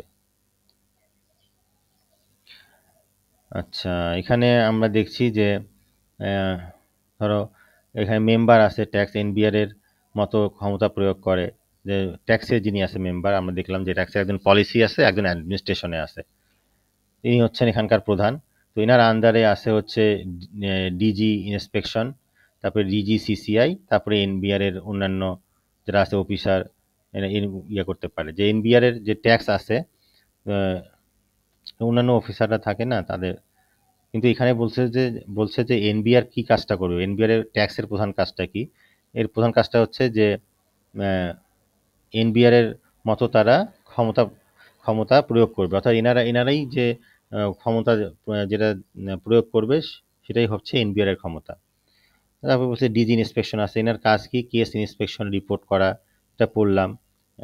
একটা গ্লাস দেখছি এখন যে সিআইসি যিনি আছেন গোয়েন্দা বৃত্তি করা। আর এনবিআর কি করবে যে অফিসার বদলি বা এলাকা পরিবর্তন করার ক্ষেত্রে তিনি নির্দেশ দিবেন। এনবিআর বলে দেবেন কোন অফিসার কোথায় বা কোন এলাকায় যাবে, পরিবর্তন হবে, বদলি হবে, সেটা এনবিআর বলে দেবে। এনবিআর বলে দেবে যে বদলির পরে তাদের কাজের ধারাবাহিকতা বজায় রাখা, কিভাবে কাজ করবে, বদলি হওয়ার পরে যেখানে যাবে সেখানে কোন লেভেলে কাজগুলো করবে। সাধারণত যে লেভেলে আছে ডিসিটি, যদি ট্রান্সফার হয়ে একটা এলাকাতে আসে সেখানকার এলাকার ডিসিটি লেভেলের যে কাজগুলো আছে সেগুলো তিনি করবেন, এটা এনবিআর বলে দিচ্ছে। তো এনবিআর বলছে যে অ্যাসেসমেন্ট কোন স্থানে হবে, অ্যাসেসমেন্টের নির্ধারিত স্থান এটা এনবিআর বলে দেবে, এটা হচ্ছে এনবিআর বলে। সেকশন 9 যদি আমরা দেখি যে সাকসেশনের কথা বলেছে, উত্তরসূরির কথা বলেছে। যদি কোনো আয়কর কর্মকর্তা বদলি হয়ে যান, একখান থেকে আর একখানে ট্রান্সফার হলেন, তো তিনি আগের অফিসারের কাজ যেখানে শেষ হয়ে গেছে সেখান থেকে তিনি কাজ শুরু করবেন।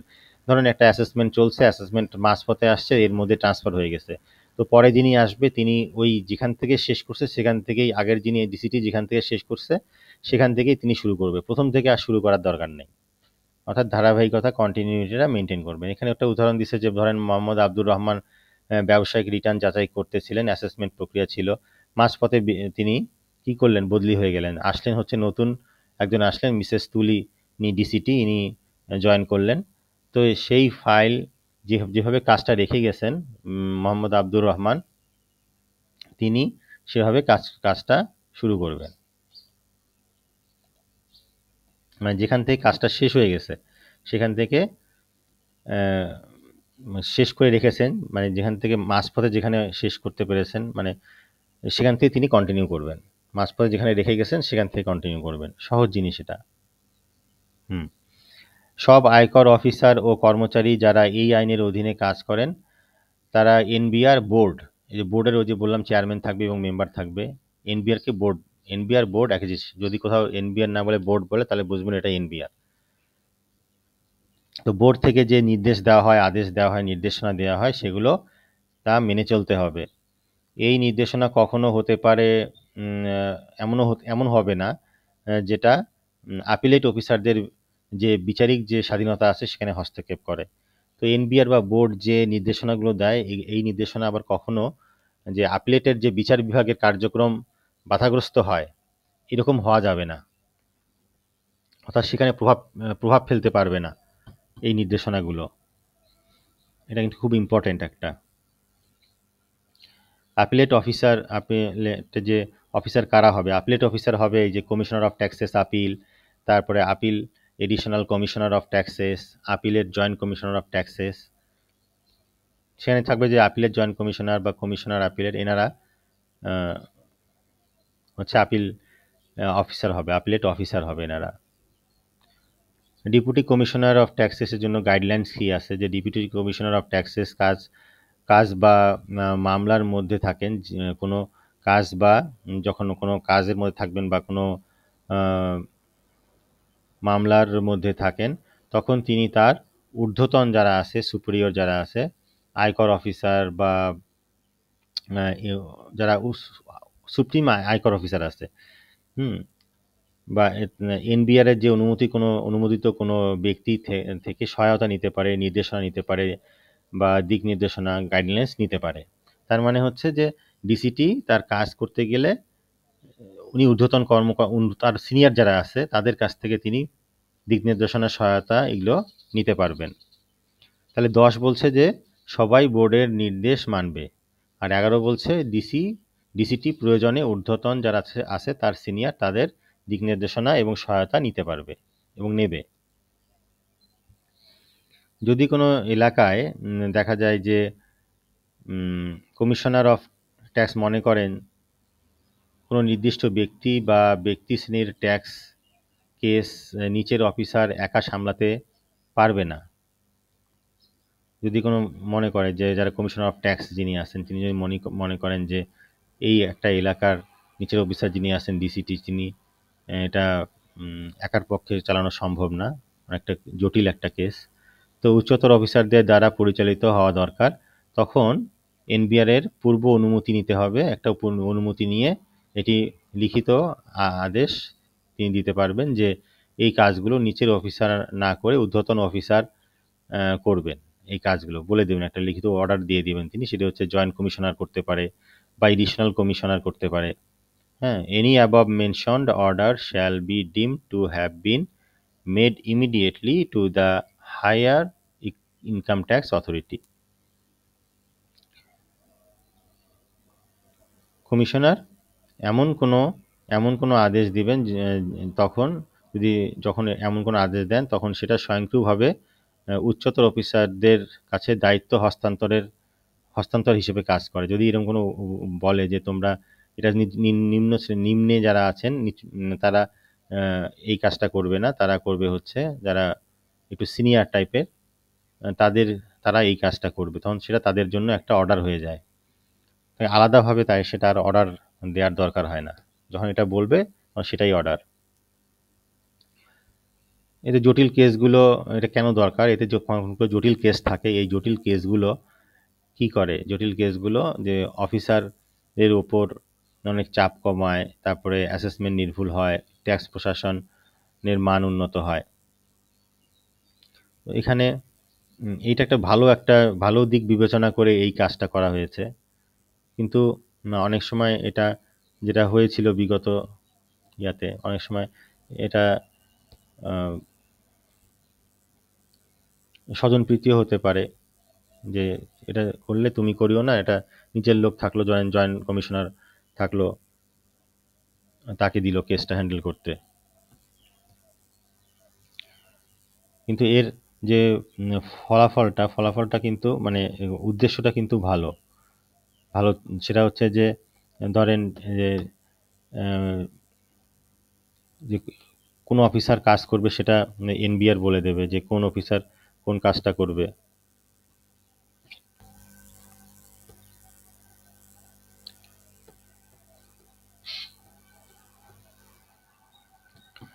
আবার বলছে যে ট্যাক্সের আপিলেট ট্রাইব্যুনাল,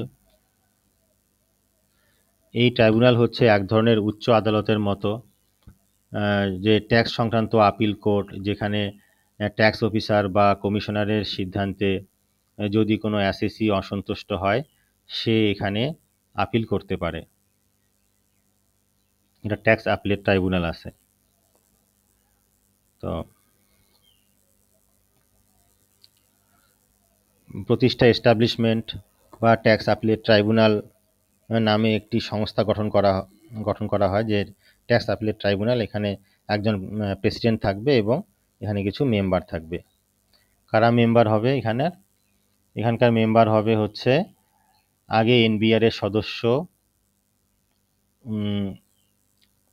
আগে এনবিআর এর সদস্য ছিলেন বা এখন এনবিআর এর সদস্য আছেন। তারপরে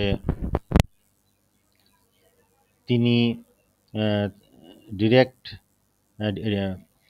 জাজ হতে পারে বা সেশন জাজ হতে পারে বা এডিশনাল সেশন জাজ হতে পারে বা ডিস্ট্রিক্ট জাজ হতে পারে। তিনি হচ্ছেন যে ডিস্ট্রিক্ট জাজ বা সেশন জাজ হতে পারে, এডিশনাল ডিস্ট্রিক্ট জাজ হতে পারে বা এডিশনাল সেশন জাজ হতে পারে।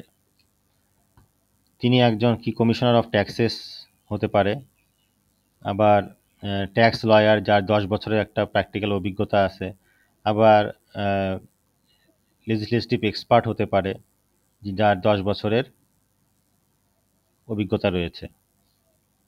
এটা ডিরেক্ট না, এটা ডিস্ট্রিক্ট। ডিস্ট্রিক্ট জাজ বা সেশন জাজ বা এডিশনাল ডিস্ট্রিক্ট জাজ বা এডিশনাল সেশন জাজ।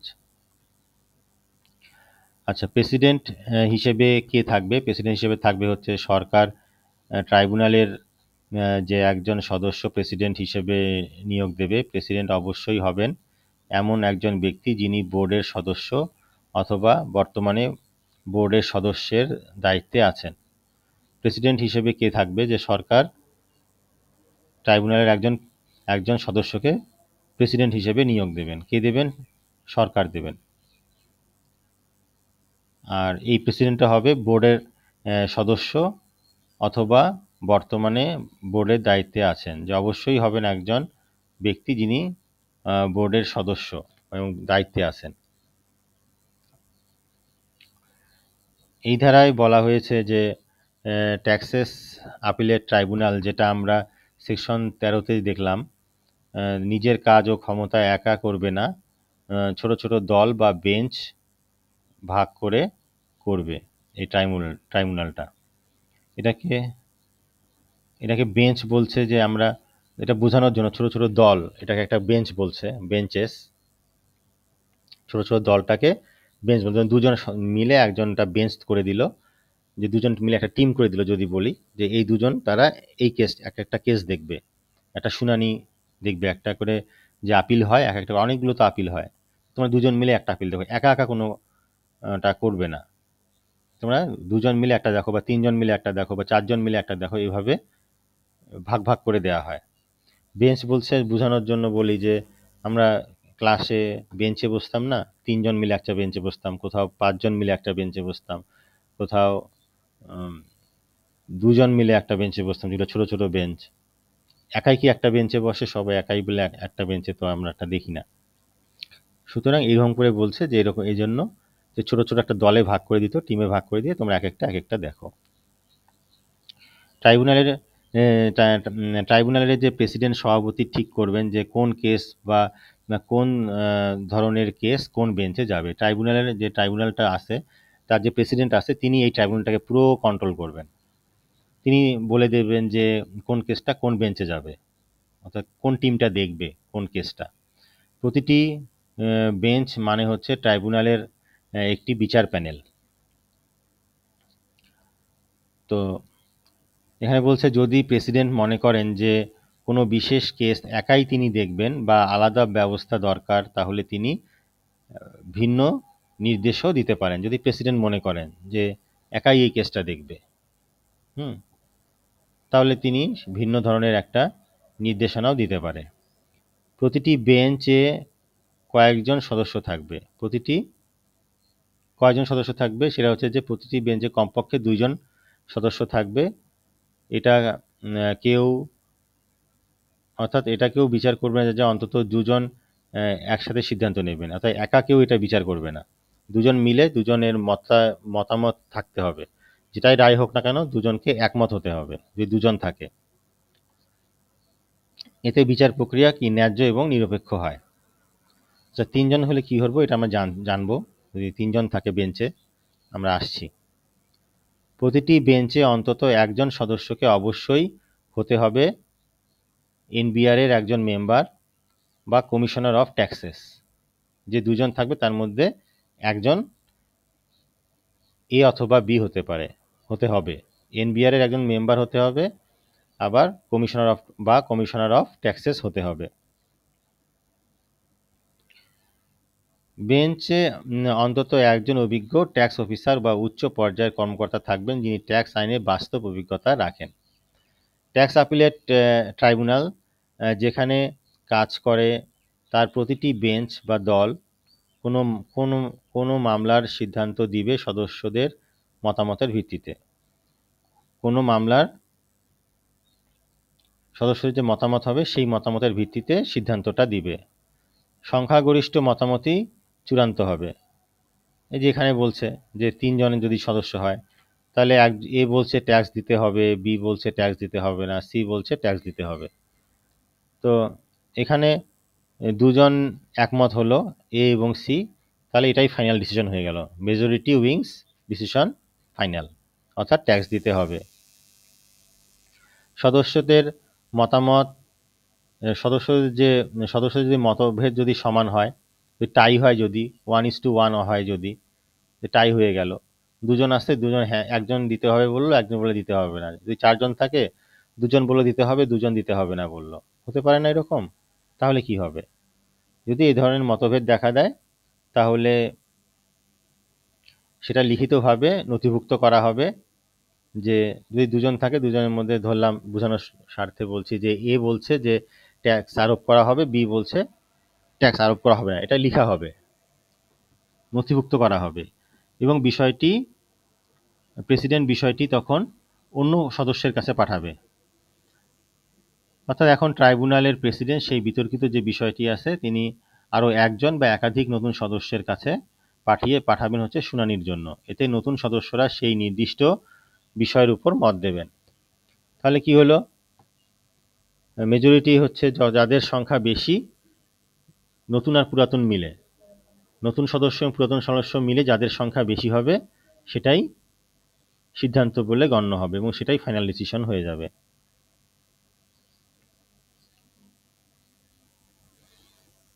এই যে এখানে ধরেন একজন পরবর্তীতে প্রেসিডেন্ট একজন সদস্যের কাছে পাঠালো। প্রথমটা ডিসিশন কি ছিল? এ বলছে যে ট্যাক্স দিতে হবে, লেখা হয়েছিল যে বি বলছে ট্যাক্স দেয়া লাগবে না। পরে সির কাছে পাঠালো সিদ্ধান্তের জন্য, যেহেতু টাই হয়ে গেছে, এখানে টাই হয়ে গেছে। তো সিদ্ধান্তের কাছে যখন সি এর কাছে পাঠালো, তখন সি সব শুনানি টুনানি করে সে বলল যে না, এটা ট্যাক্স দিতে হবে। তাহলে ডিসিশন ফাইনাল যে ট্যাক্স দিতে হবে। সি যদি বলতো যে ট্যাক্স দিতে হবে না, তাহলে সেটাই ডিসিশন হইতো যে ট্যাক্স দিতে হবে না, কারণ মেজরিটি হয়ে গেল নতুন পুরাতন মিলে। যদি বেঞ্চে মাত্র 2 জন সদস্য থাকে, কখনো বেঞ্চ গঠিত হয় 2 জন সদস্য নিয়ে যদি তারা দুজনের মত আলাদা হয়। কখনো বেঞ্চ গঠিত হয় 2 জন সদস্য নিয়ে যদি তারা দুজনের মত আলাদা হয়। সরকার গভর্নমেন্ট যে আছে একজন অতিরিক্ত সদস্য নিয়োগ করবে। সরকার যে আছে সে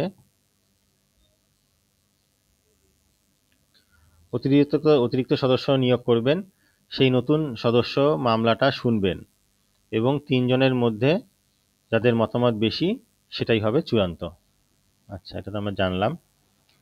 এটা হচ্ছে মাইনরিটি অপশন থাকবে, মেজরিটি অপশন যেটা থাকবে সেটা হচ্ছে যে ফাইনাল ডিসিশন, আর সমান হলে প্রেসিডেন্ট নতুন সদস্যের কাছে পাঠাবেন, আর যদি দুজনের মত আলাদা হয় তাহলে সরকার তখন নতুন একজন সদস্য দিবেন, যদি দুজনের মত আলাদা হয় তাহলে। 16 নম্বরে বলছে একজন সদস্যের মধ্যে ট্রাইব্যুনালের ক্ষমতা প্রয়োগ করা। সাধারণ নিয়ম হলো যে ট্রাইব্যুনালের কাজ হচ্ছে যে বেঞ্চেস আছে একসাথে করে,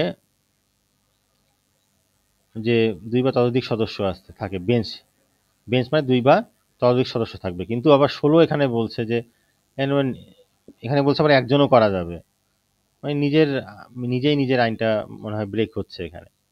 14তে জানলাম কি আমরা কমপক্ষে 2জন থাকতে হবে, আবার 16 বলছে যে কিছু কিছু বিশেষ ক্ষেত্রে, এটা আসলে ব্রেক না, যে কিছু কিছু বিশেষ ক্ষেত্রে সরকার এটা করতে পারে, এই ক্ষমতা আইন আইনে লিখে দেওয়া আছে, লিখছে আইনটা যে লিখছে সে লিখছে যে কিছু কিছু ক্ষেত্রে সরকার চাইলে ট্রাইব্যুনাল একজন সদস্য দিয়েও করাতে পারে।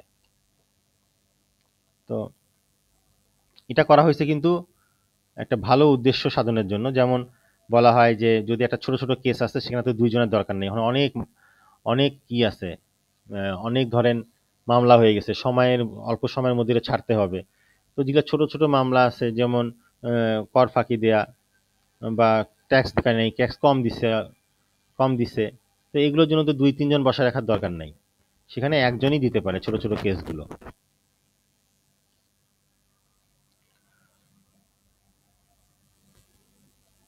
হুম।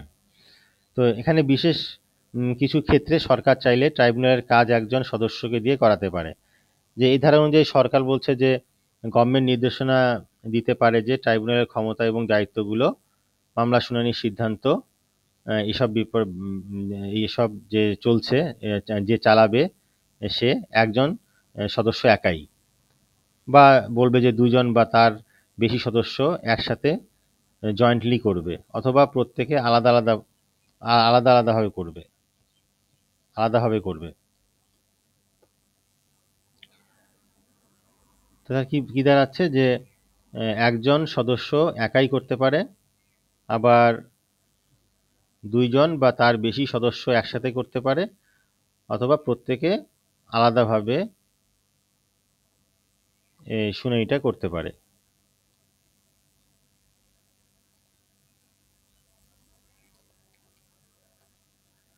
তো এখানে দেখেন 16তে বলছে যে 16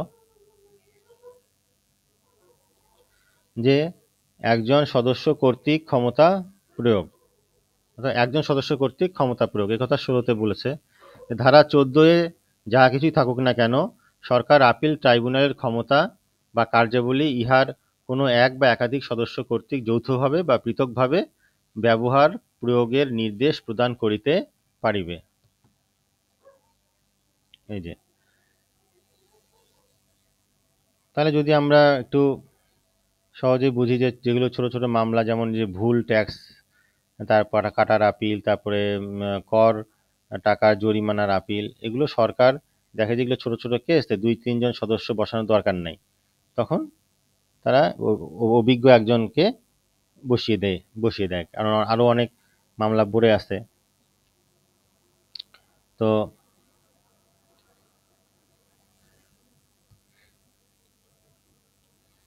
সাধারণ নিয়ম হচ্ছে 2+ সদস্য থাকবে। এর ব্যতিক্রম হচ্ছে সেকশন 16, যে সরকার চাইলে একজন সদস্যকেও ক্ষমতা দিতে পারে, আবার একাধিক সদস্যকেও ক্ষমতা দিতে পারে। প্রয়োগের ক্ষেত্রে হচ্ছে ছোট কেস, তারপরে বিশেষ পরিস্থিতি ও জরুরি প্রয়োজনে। ট্রাইব্যুনাল কিভাবে কাজ করবে, কোথায় বসবে, কোন ভাষায় কাজ করবে, অফিস কখন খোলা থাকবে, এসব নিয়ম কে ঠিক করবে? এখানে বলছে যে subject to the act the appellate tribunal shall regulate its own procedures. আইনের সঙ্গে সামঞ্জস্য রেখে ট্রাইব্যুনাল নিজের কাজ নিজেই বানাতে পারবে, নিজের যে কাজের নিয়ম নিজেই বানাতে পারবে। যেমন শুনানি কিভাবে হবে, কাগজপত্র জমা কিভাবে নিতে হবে, তারপরে কার কেস কোন বেঞ্চে শুনবে, কার কেসটা কোন বেঞ্চে শুনবে, এগুলো।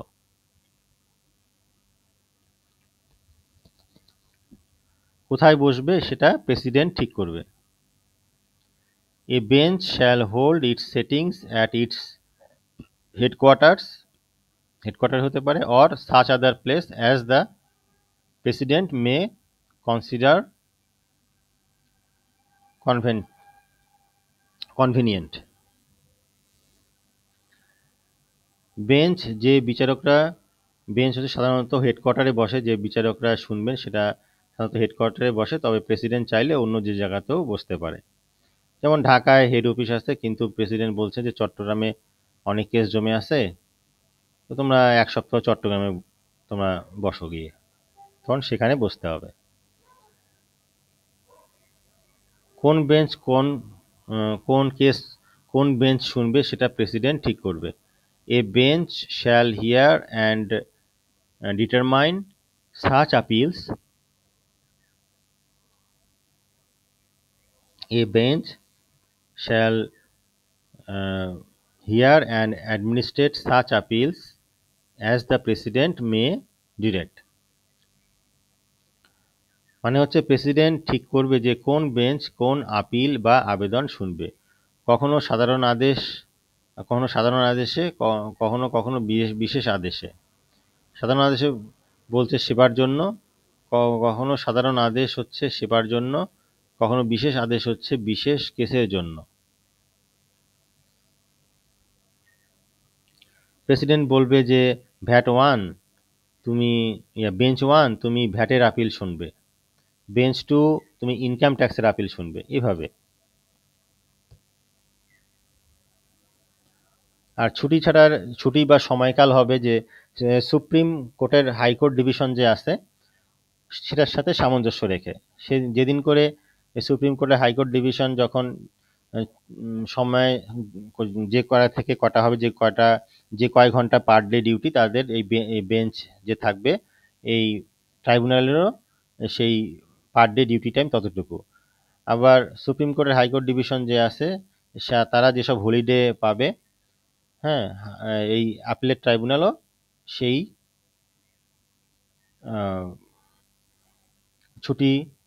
ছুটি বা হলিডেগুলো পাবে। আর ভাষা হতে হবে ইংরেজি।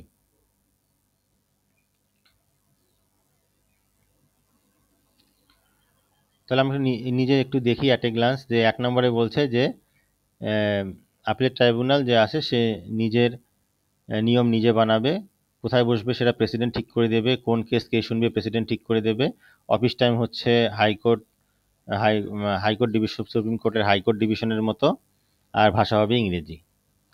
এখন বলছে যে ট্যাক্স অ্যাপিলেট ট্রাইব্যুনাল প্রসিজার যে আছে সেটা 1985 এই রুলসটা হচ্ছে যখন ট্যাক্স পেয়ার এর আপিল শুনে সিদ্ধান্ত দেয় তখন তারা একটি নির্দিষ্ট নিয়ম মেনে কাজ করে। এই নিয়মটাই হচ্ছে টিএটিপি রুলস 1985।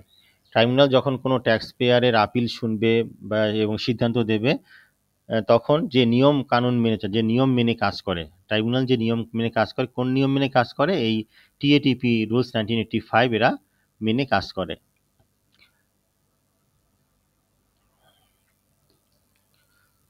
যেটা সহজ আপনারা বুঝতে পারছেন, যে যদি মনে করেন যে তুমি একটি কেসে অসন্তুষ্ট হয়েছো ডিসিটির সাথে, যে তুমি কি করবে, যে আপিলের ট্রাইব্যুনালে এখন তুমি এই আপিল আছে, যে আপিল ট্রাইব্যুনাল এটা কিভাবে শুনবে, যে তুমি তো অসন্তুষ্ট হয়ে তুমি সেখানে আপিল করেছো, কে শুনবে, কোথায় শুনবে, কোন ভাষায় শুনবে, কিভাবে রায় দেবে, এগুলো সব কিছুই টিএটিপি রুলস 1985 অনুযায়ী হবে এবং সেখানে দেয়া আছে।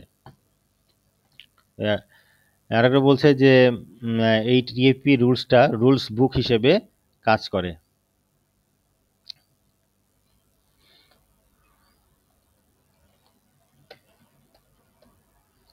আচ্ছা, একটা সব শেষ হচ্ছে 2.7 হচ্ছে অল্টারনেটিভ ডিসপিউট রেজুলেশন। এটা আমরা একটু ধারণা নিয়েছি, এখানে একটু ডিটেলস বলেছে, যে ধাপগুলো বলেছে এখানে।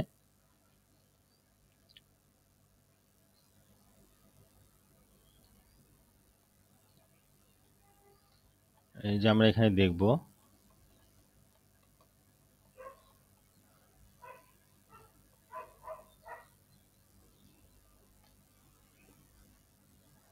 এই যে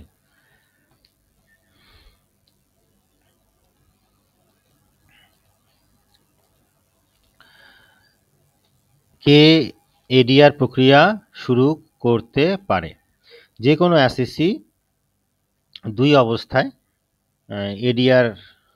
এডিআরে যেতে পারে। যে যদি তিনি দেখেন যে আয়কর কর্তৃপক্ষের আদেশে তিনি অসন্তুষ্ট হন, অর্থাৎ তিনি মনে করেন যে এই আদেশ ন্যায্য হয়নি, ভুল সিদ্ধান্ত দেওয়া হয়েছে, তখন তিনি এডিআরে যেতে পারে। আর একটা এডিআরে যেতে পারে হচ্ছে যে কোনো বিরোধ ইতিমধ্যে চলমান আছে, একটা নিষ্পত্তি মানে একটা বিরোধ ডিসপুট চলমান আছে। কোথায় চলমান আছে? যারা ইনকাম ট্যাক্স অথরিটির কাছে চলমান আছে, যেমন ডিসিটির কাছে বিরোধটা ঝুলে আছে, বা ট্রাইব্যুনালে এটা ট্রাইব্যুনালে আপিল করা হয়েছে কিন্তু এখনো ট্রাইব্যুনাল কোনো সমাধান দেয়নি, বা মামলাটি কোর্টে আছে। এই তিন জায়গায় থাকতে পারে। কোথায় থাকতে পারে? ডিসিটির কাছে ঝুলে থাকতে পারে, আবার ট্রাইব্যুনালে থাকতে পারে, ট্রাইব্যুনালে আপিল করা হয়েছে কিন্তু এখনো কোনো সিদ্ধান্ত পাওয়া যাচ্ছে না, অনেক সময় হয়ে গেল, কারণ ওখানে তো অনেক ফাইল জমে, অনেক তো এরকম আপিল জমা হয়ে থাকে। আবার বলছে কোর্টে, ওখানে তো আরো সময় লাগে। তো এই তিন অবস্থায় যদি থাকে, সেখান থেকে আমরা বের হয়ে এসে এডিআরটা করতে পারি। কিন্তু শর্ত হচ্ছে যদি রিট হয়ে যায়, তাহলে আর এডিআর এর মাধ্যমে নিষ্পত্তি করা যাবে না। রিট শব্দ একটু বলি যে রিট শব্দটির অর্থ হলো আদালত যা যথাযথ কর্তৃপক্ষ কর্তৃক ঘোষিত আদেশ। সর্বপ্রথম রিট শব্দটির উৎপত্তি হয়েছে ব্রিটেনে। ব্রিটেনের রাজা বা রানী তাদের কর্মচারী বা অফিসারদেরকে নিজ নিজ কার্যাবলী পালনে বাধ্য করার জন্য বা কোনো অবৈধ কাজ করা থেকে বিরত রাখার জন্য রিট জারি করত। পরবর্তীতে রাজা বা রানীর এই বিশেষাধিকার নাগরিকদের অধিকারে চলে আসে। নাগরিকগণ সরকারি কর্মকর্তাদের আচরণ ও কাজে ক্ষুব্ধ হয়ে রাজার কাছে আসত এবং রাজা বিশেষাধিকার বলে তার অফিসারদের উপর রিট জারি করত। এক কথায় রিট হলো এমন একটি আদেশ যার মাধ্যমে আদালত কোনো ব্যক্তিকে কোনো কাজ করতে বা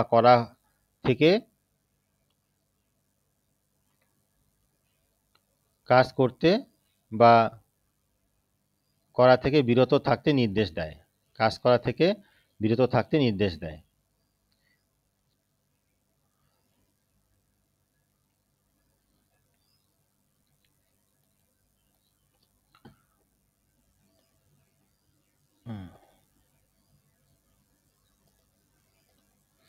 আচ্ছা, এখন বলছে ক্ষুব্ধ কোনো ব্যক্তি সংবিধানের 102 অনুচ্ছেদ, এটা সংবিধান যে আছে সেই সংবিধানের 102 অনুচ্ছেদ অনুযায়ী প্রতিকার প্রাপ্তির জন্য যে পিটিশন দায়ের করে, পিটিশন মানে হচ্ছে আবেদন, সরি, যে আবেদন দায়ের করে তা রিট পিটিশন নামে পরিচিত।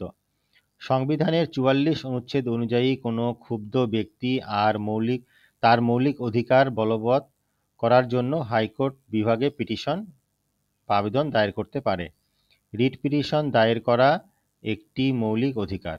ক্ষুব্ধ ব্যক্তি অথবা তার পক্ষে কোনো ব্যক্তি অধিকার বলে রিট পিটিশন দায়ের করতে পারে। মৌলিক অধিকার সংরক্ষণের জন্য আদালত 5 ধরনের আদেশ দিতে পারে। সংবিধানে 102 অনুচ্ছেদের অধীনে দেওয়া এই 5 ধরনের আদেশকেই রিট আদেশ বলা হয়ে থাকে। আচ্ছা, রিট সম্পর্কে এখানে একটু জানলাম, অর্থাৎ যদি এটা রিট হয়ে যায়, যদি এই ধরনের ওখানে, তাহলে যে এটা আর এডিআরে আসা যাবে না। অর্থাৎ যদি কোনো আদেশ হয়ে যায় ওই সম্পর্কে, যে ওই মামলা সম্পর্কে যদি কোনো আদেশ হয়ে যায়, তাহলে সেটা আর এডিআরে আসবে না। আচ্ছা, এডিআর শুরু করার জন্য তো অনুমতি দরকার আছে। এখন মনে করেন যে মামলাটা ডিসির কাছে ঝুলে আছে, বা ট্রাইব্যুনালে আছে, বা কোর্টে আছে। তো যেহেতু মামলাটা সেখানে আছে, এখনো রিট হয়নি, সেক্ষেত্রে আমরা কি করতে পারি, তা সেই সংশ্লিষ্ট অথরিটি যেখানে মামলাটি রয়েছে তাদের অনুমতি নিয়ে আমরা এডিআর এর জন্য অ্যাপ্লাই করতে পারি। করদাতা প্রথমে এডিআর প্রক্রিয়া শুরু করার জন্য অনুমতি চাইবেন। এই অনুমতি চাওয়া হয় কর্তৃপক্ষের কাছ থেকে যেখানে বিষয়টি চলছে, যেটা বললাম। আচ্ছা, পরবর্তীতে অনুমতি পাওয়া গেল, তারা দিলে তারা অনুমতি দিয়ে দেয়। অনুমতি দিয়ে দিলে তখন কি করতে হবে, এডিআর প্রক্রিয়া শুরু করার অনুমতি পান, তখন তিনি মানে আইসিসি কি করবে, এনবিআর এর কাছে এডিআর প্রক্রিয়ার জন্য আনুষ্ঠানিকভাবে আবেদন করবে। আর এডিআর যে করবে, এডিআর যে আমরা আসতে যাচ্ছি, আইসিসি যে আসতে যাচ্ছে, সেটা আবার অনুমতি দেবে হচ্ছে এনবিআর, এবং এনবিআরই ব্যবস্থা করে দেবে, এনবিআরই ফেসিলিটেটর দিবে। তো প্রথমে কি করবে এনবিআর এর আবেদন করা করদাতা যখন এডিআর প্রক্রিয়া শুরু করার অনুমতি পান, তখন তিনি ন্যাশনাল বোর্ড অফ রেভিনিউর কাছে, বোর্ডের কাছে কি করবে, আনুষ্ঠানিকভাবে একটা আবেদন করবে যে আমি এডিআর করতে চাচ্ছি। তখন এনবিআর কি করবে, এনবিআর তখন তাদেরকে একজন ফেসিলিটেটর দিবে, এই যে এখানে আছে, এই যে একজন ফেসিলিটেটর দিবে। এখন যে ফেসিলিটেটর কি করবে, এনবিআর ঠিক করবে যে ফেসিলিটেটর কে হবে এবং তার দায়িত্ব কি হবে, অর্থাৎ মধ্যস্থতাকারী। আচ্ছা, এখানে একটু আমি একটা ঘটনা বলি, নবীজির একটা ঘটনা বলি, যে নবীজি বলছেন যে মধ্যস্থতা করে দেওয়া, মধ্যস্থতার কথা আসলো তাই মনে পড়লো, যে মধ্যস্থতা করে দেওয়া, এটা কিন্তু অনেক বড় সওয়াবের একটা কাজ, মধ্যস্থতা করে দেওয়া। যে তোমরা নবীজি সাল্লাল্লাহু আলাইহি সাল্লাম বলছে যে তোমরা ডিভাইড করে দিও না, ডিভাইড না করে দিও না তোমরা, তোমাদের মধ্যে তারাই উত্তম যারা দুই ঝগড়ারত ব্যক্তিকে একত্রিত করে দেয়, মিলমিশ করে দেয়, ঝগড়া মিটাই দেয়। কোনো বিষয়ে মতবিরোধ হলে, কোনো বিষয়ে মনোমালিন্য হলে তোমরা একে অপরকে মিলাই দাও, জুড়াই দাও, ডিভাইড করে দিও না। এটা কিন্তু নবীজি সাল্লাল্লাহু আলাইহি সাল্লাম বলছেন যে তোমরা ডিভাইড না করে মিলাই দাও। তো নবীজি সাল্লাল্লাহু আলাইহি সাল্লাম আর আয়েশা রাদিয়াল্লাহু তাআলার মধ্যে একটু মনোমালিন্য হয়েছে, মানে আয়েশা রাদিয়াল্লাহু তাআলা আনহু নবীজির উপর একটু, স্বামী স্ত্রীর মধ্যে মনোমালিন্য হতেই পারে। তো এখন মধ্যস্থতা করতে হবে, নবীজি সাল্লাল্লাহু আলাইহি সাল্লামের নাম শুনে সাল্লাল্লাহু আলাইহি সাল্লাম বলতে হয়, না হলে গুনাহ হবে। তো নবীজি সাল্লাল্লাহু আলাইহি সাল্লাম বলছেন যে আয়েশা, তুমি তো আমার উপর মন খারাপ করে আছো। আমাদের মধ্যে তো মানে রেসপেক্ট করে বলতেছে, নবী সাল্লাল্লাহু আলাইহি সাল্লাম ওনার ওয়াইফদেরকে খুব রেসপেক্ট করতেন, সম্মান প্রদর্শন করে বলছে যে তাহলে তো আমাদের মধ্যে একজন মধ্যস্থতাকারী দরকার, যিনি আমাদের মধ্যে মধ্যস্থতা করে দেবেন। আমাকে হ্যাঁ, দরকার তো। কাকে নিয়োগ দেওয়া যায়, মানে কাকে মধ্যস্থতা করার জন্য ডাকা যায়? বলছেন যে নবীজি এক পর্যায়ে বলছেন যে তাহলে তোমার আব্বুকে ডাকলে কেমন হয়? আয়েশা রাদিয়াল্লাহু তাআলা তো খুব খুশি যে ওনার আব্বুকে ডাকবে মধ্যস্থতা করার জন্য। তা রায় তো অবশ্যই আয়েশা রাদিয়াল্লাহু তাআলা পাবে। আসলে অনেক ছোট মানুষ ছিলেন, তো সেখানেই কিন্তু আয়েশা রাদিয়াল্লাহু তাআলার মন কিন্তু অভিমান বলেন, মেয়েরা খুব অভিমান করে। তো এই অভিমানটা ওখানে কিন্তু 90% চলে গেল। যাই হোক, পরে আয়েশা যে বাবা উনি আসছিলেন, এবং সেটা পরে কি হলো, রায় কি হলো, সেটা আমরা পরে এক সেশনে জানবো। হ্যাঁ, আমরা একটু পড়াশোনা করি।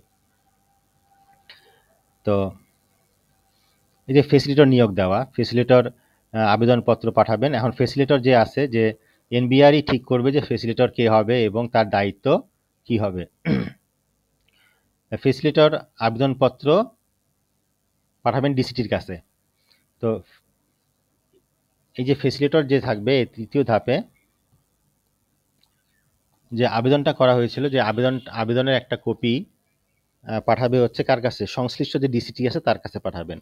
কারণ সংশ্লিষ্ট ডিসিটি যখন যে পাবেন, এই যে ফরওয়ার্ড কপি অফ অ্যাপ্লিকেশন কার কাছে পাঠাবেন, ডিসিটির কাছে পাঠাবেন। ডিসিটি এখন যদি দরখাস্তটা পেয়ে যদি প্রপার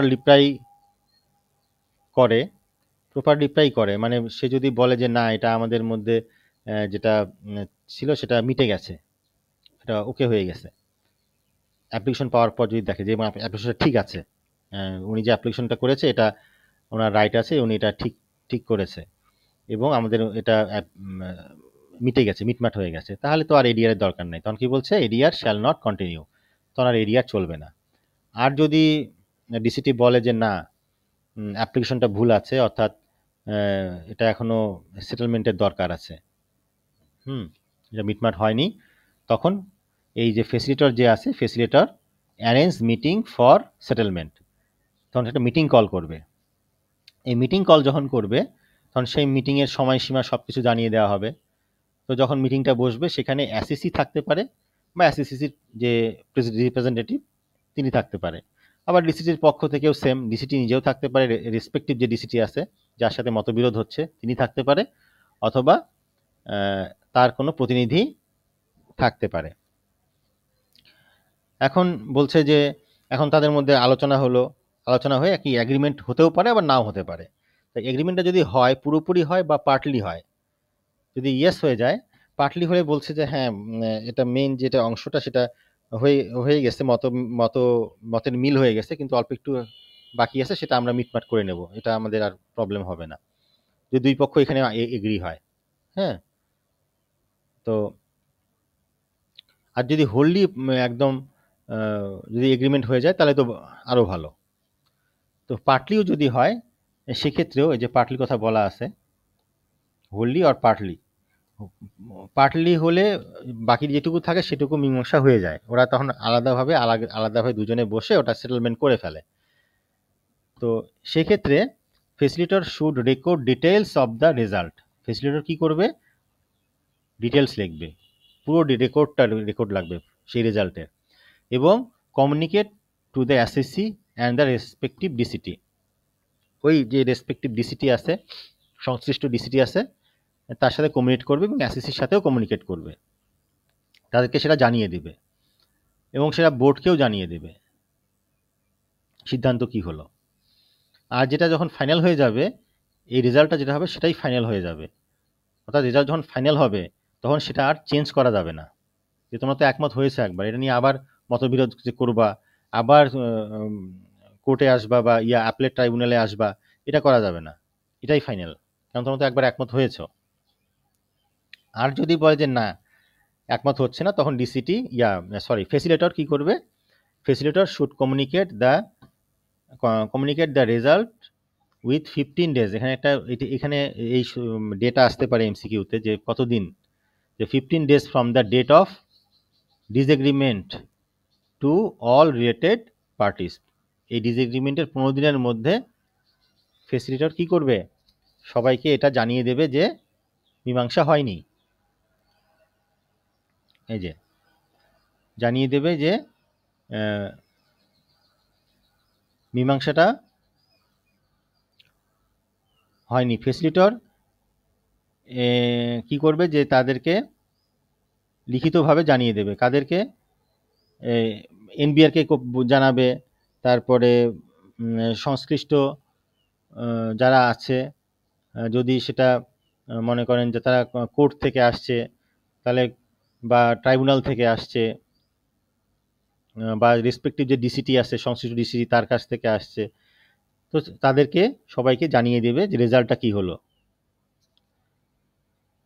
করদাতা চাইলে আবার তখন কী হবে, যখন যেহেতু সমস্যার সমাধান হলো না, মতের মিল হলো না, তখন যে করদাতা আছে সে কী করতে পারে, আবার যদি মামলাটা কোর্টে থাকতো আবার কোর্টে ব্যাক করে যেতে পারে, আবার যদি আগে ট্রাইব্যুনালে ছিল, ট্রাইব্যুনাল থেকে অনুমতি নিয়ে আসছে, মিডিয়ারে মীমাংসা হলো না, ঠিক আছে তাহলে আমি ট্রাইব্যুনালেই থাকবো, আবার সে ব্যাক করে ট্রাইব্যুনালেও চলে যেতে পারে। এইভাবে এডিআর প্রক্রিয়াটা সমাপ্তি হয়। তো আজকের ক্লাস আমাদের মোটামুটি এখানেই শেষ। আগামীতে আমরা থার্ড যেটা চ্যাপ্টার আছে সেটা আমরা জানব, আচ্ছা, চার্জেস অফ ইনকাম ট্যাক্স, এটা পড়বো ইনশাল্লাহ। ততক্ষণ পর্যন্ত সবাই ভালো থাকবেন, সুস্থ থাকবেন। আসসালামু আলাইকুম ওয়া রাহমাতুল্লাহি ওয়া বারাকাতুহু।